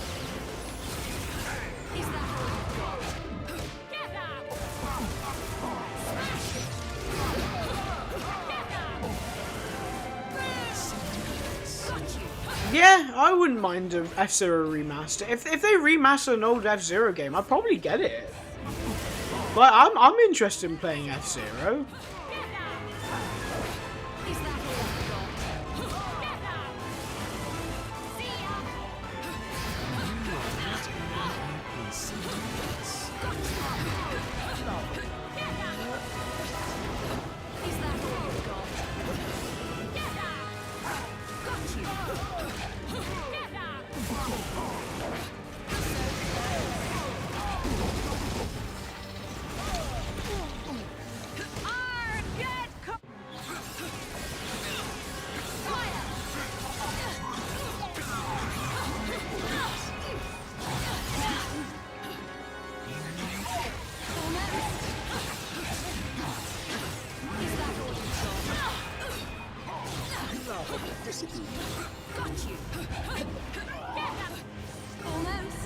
Just to see if people want the odds about Paper Mario to return.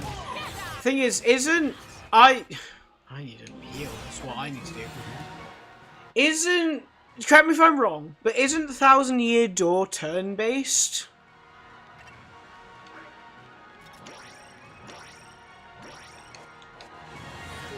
That's like the one reason I don't think I'd play, especially that. I know it's a good game, good story, whatever. But I think because it's turn-based, I'm not really interested in it. Because I played Super Paper Mario, sorry, on the Wii. And I really enjoyed that. Like, it was one of the games I played when I was younger. And I remember that being, like, a lot of fun. Because it wasn't turn-based, it was just like a platformer. And I was like, man, that's like, I really enjoyed that.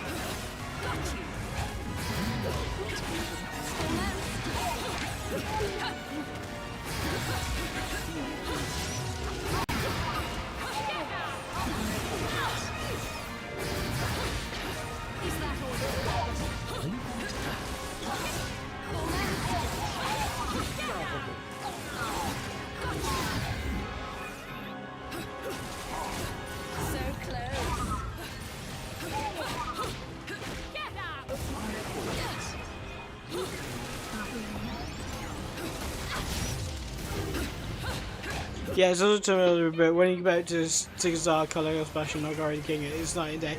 Yeah, I can imagine. Also, correct me if I'm wrong again, but isn't it controversial to like Super Paper Mario? Because from what I've heard, people really don't like Super Paper Mario for whatever reason. I don't really know why.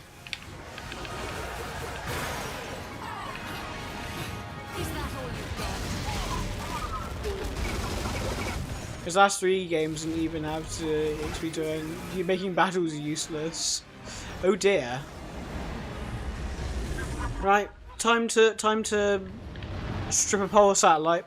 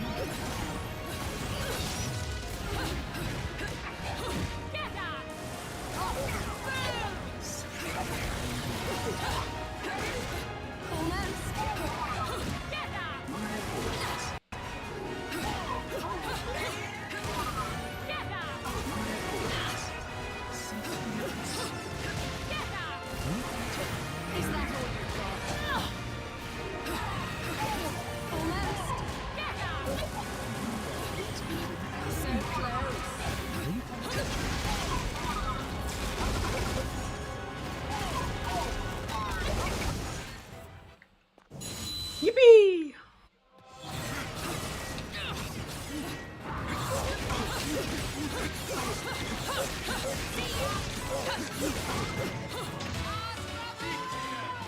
It's mixed. I played it last year and I feel the same. The story is amazing, the best in Mario history, but the gameplay is okay. A bit slower and had a few issues like questionable ideas. What, Super Paper Mario? What do you mean? To be fair, I literally haven't played it since I was a child, so... But I found it quite fun. Like, in terms of gameplay, I quite liked it. Oh, also, it's the one game that suggests that Mario canonically has gone to hell, which I think is quite funny.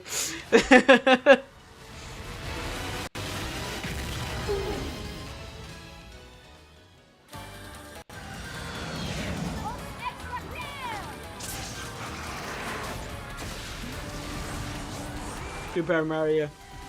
Reddit Venom who has a lot of weird gimmicks and genre changes and they never do it again. Huh. Interesting. A lot of good stuff. Yeah.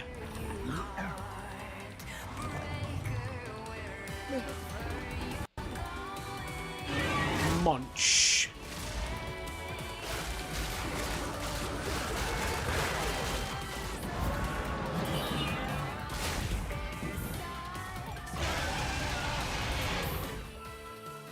Incredible. If it comes to this, it will just begin anew. A return to another place and time. Create a new era. One. Okay. Whatever, man.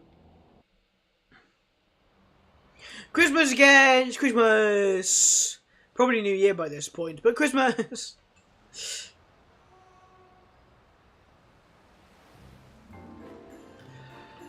I love to Dementio and Count Black. The music plays the right is great and really tropical. They made fun of Redditors before Reddit. Oh yes! Oh my gosh, literally one of my least favourite characters in all of fiction. I forgot his name, but the chameleon. They as a kid, they duped me with that. Because I hated that character. And you get to a point near the end where they ask you, they're like, oh, who is your least favourite boss or character? And I went, that guy. I hate that guy. And then they make you fight him again. And I'm... I was like, that really got me as a kid. Like... I've complained about games I've never played. Yeah, Francis, that's it. Creepy, but man, it was like, oh yeah, he's certainly like a funny character because he was like so over the top, like just an incel. Oh dear. Hey, come on. How long do I have to keep doing this? Investigative journalism is big in January. The gates of hell goes down, and so does your anonymous source, my friend. Now keep driving. All right, I get it. I owe you. But I'm not the one with the endless tab. Where is that deadbeat anyway? Well,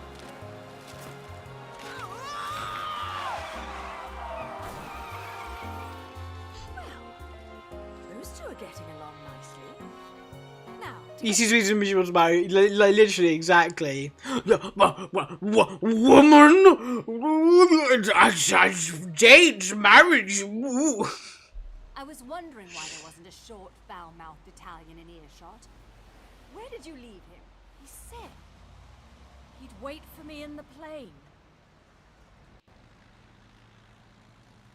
This is funny because it suggests Enzo has been in the plane for several days.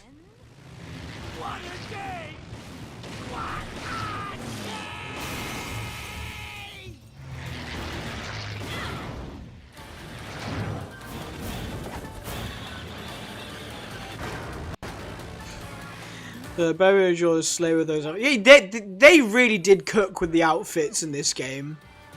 I do prefer her look from the start of the game for Bayonetta, but they're still really good outfits.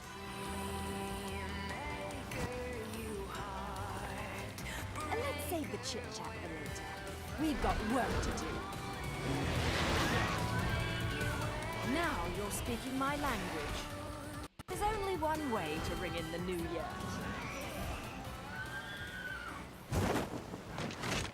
Let's dance, boys. Yeah. And 27 hours, but it's Enzo in the plane. How does that happen, man?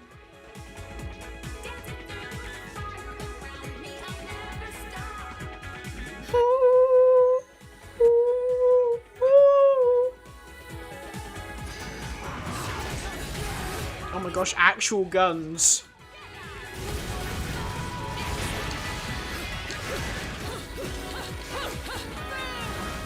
No, on the bench, dear me.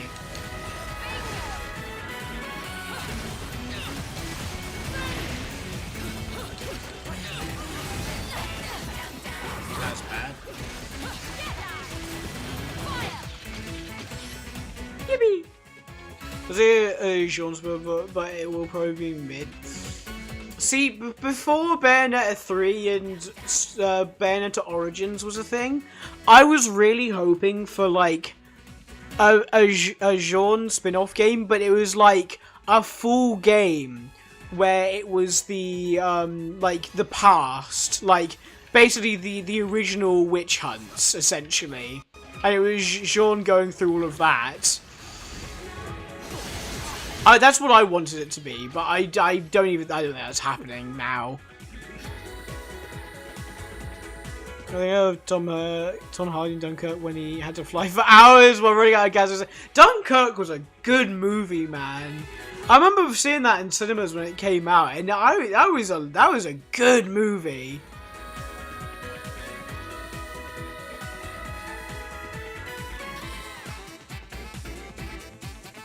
To be fair, a lot of war movies, especially like, yeah, a lot of war movies are just really good for some reason.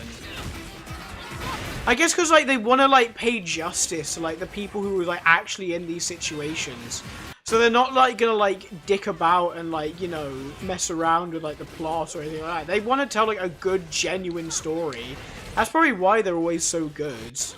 It's like 1917. I love 1917. 1917 is such a good movie. They did such a good job in 1917.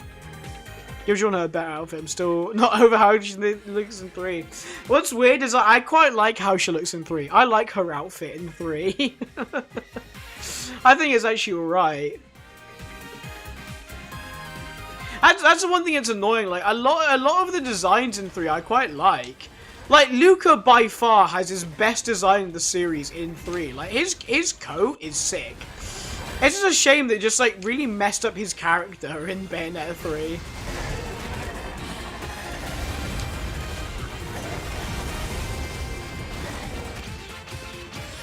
I split on war movies. Some of us feel the same, but then we have stuff like Dunkirk 1917. Yeah, those were refreshing. Yeah. Like, those are, yeah, both really good movies.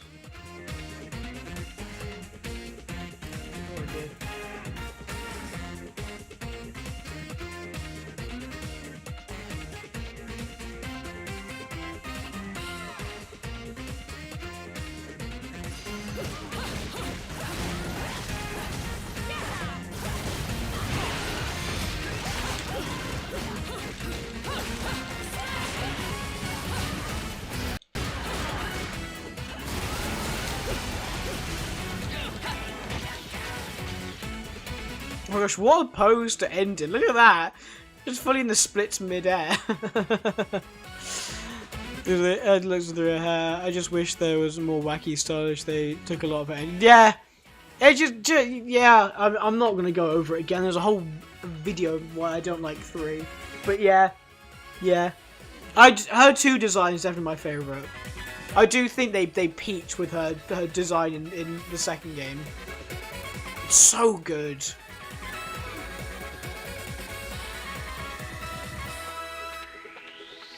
But yeah, that's what I mean. Like I think it's chapter 6 of Bayonetta 3 where you have massive Madama Butterfly. That was really good. We'll quickly skip that music. It's copyrighted. Lol. Yeah, there's a few moments like that. It was like, okay, this is a lot of fun and pretty good. But most of the other time, it's like, no, this ain't it. Ugh.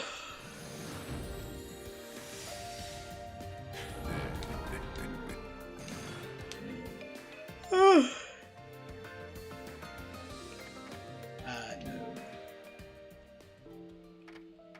Wow. Well, I really tried Infinite Climax once and was like, nah, I'm good. Look at that. That's funny.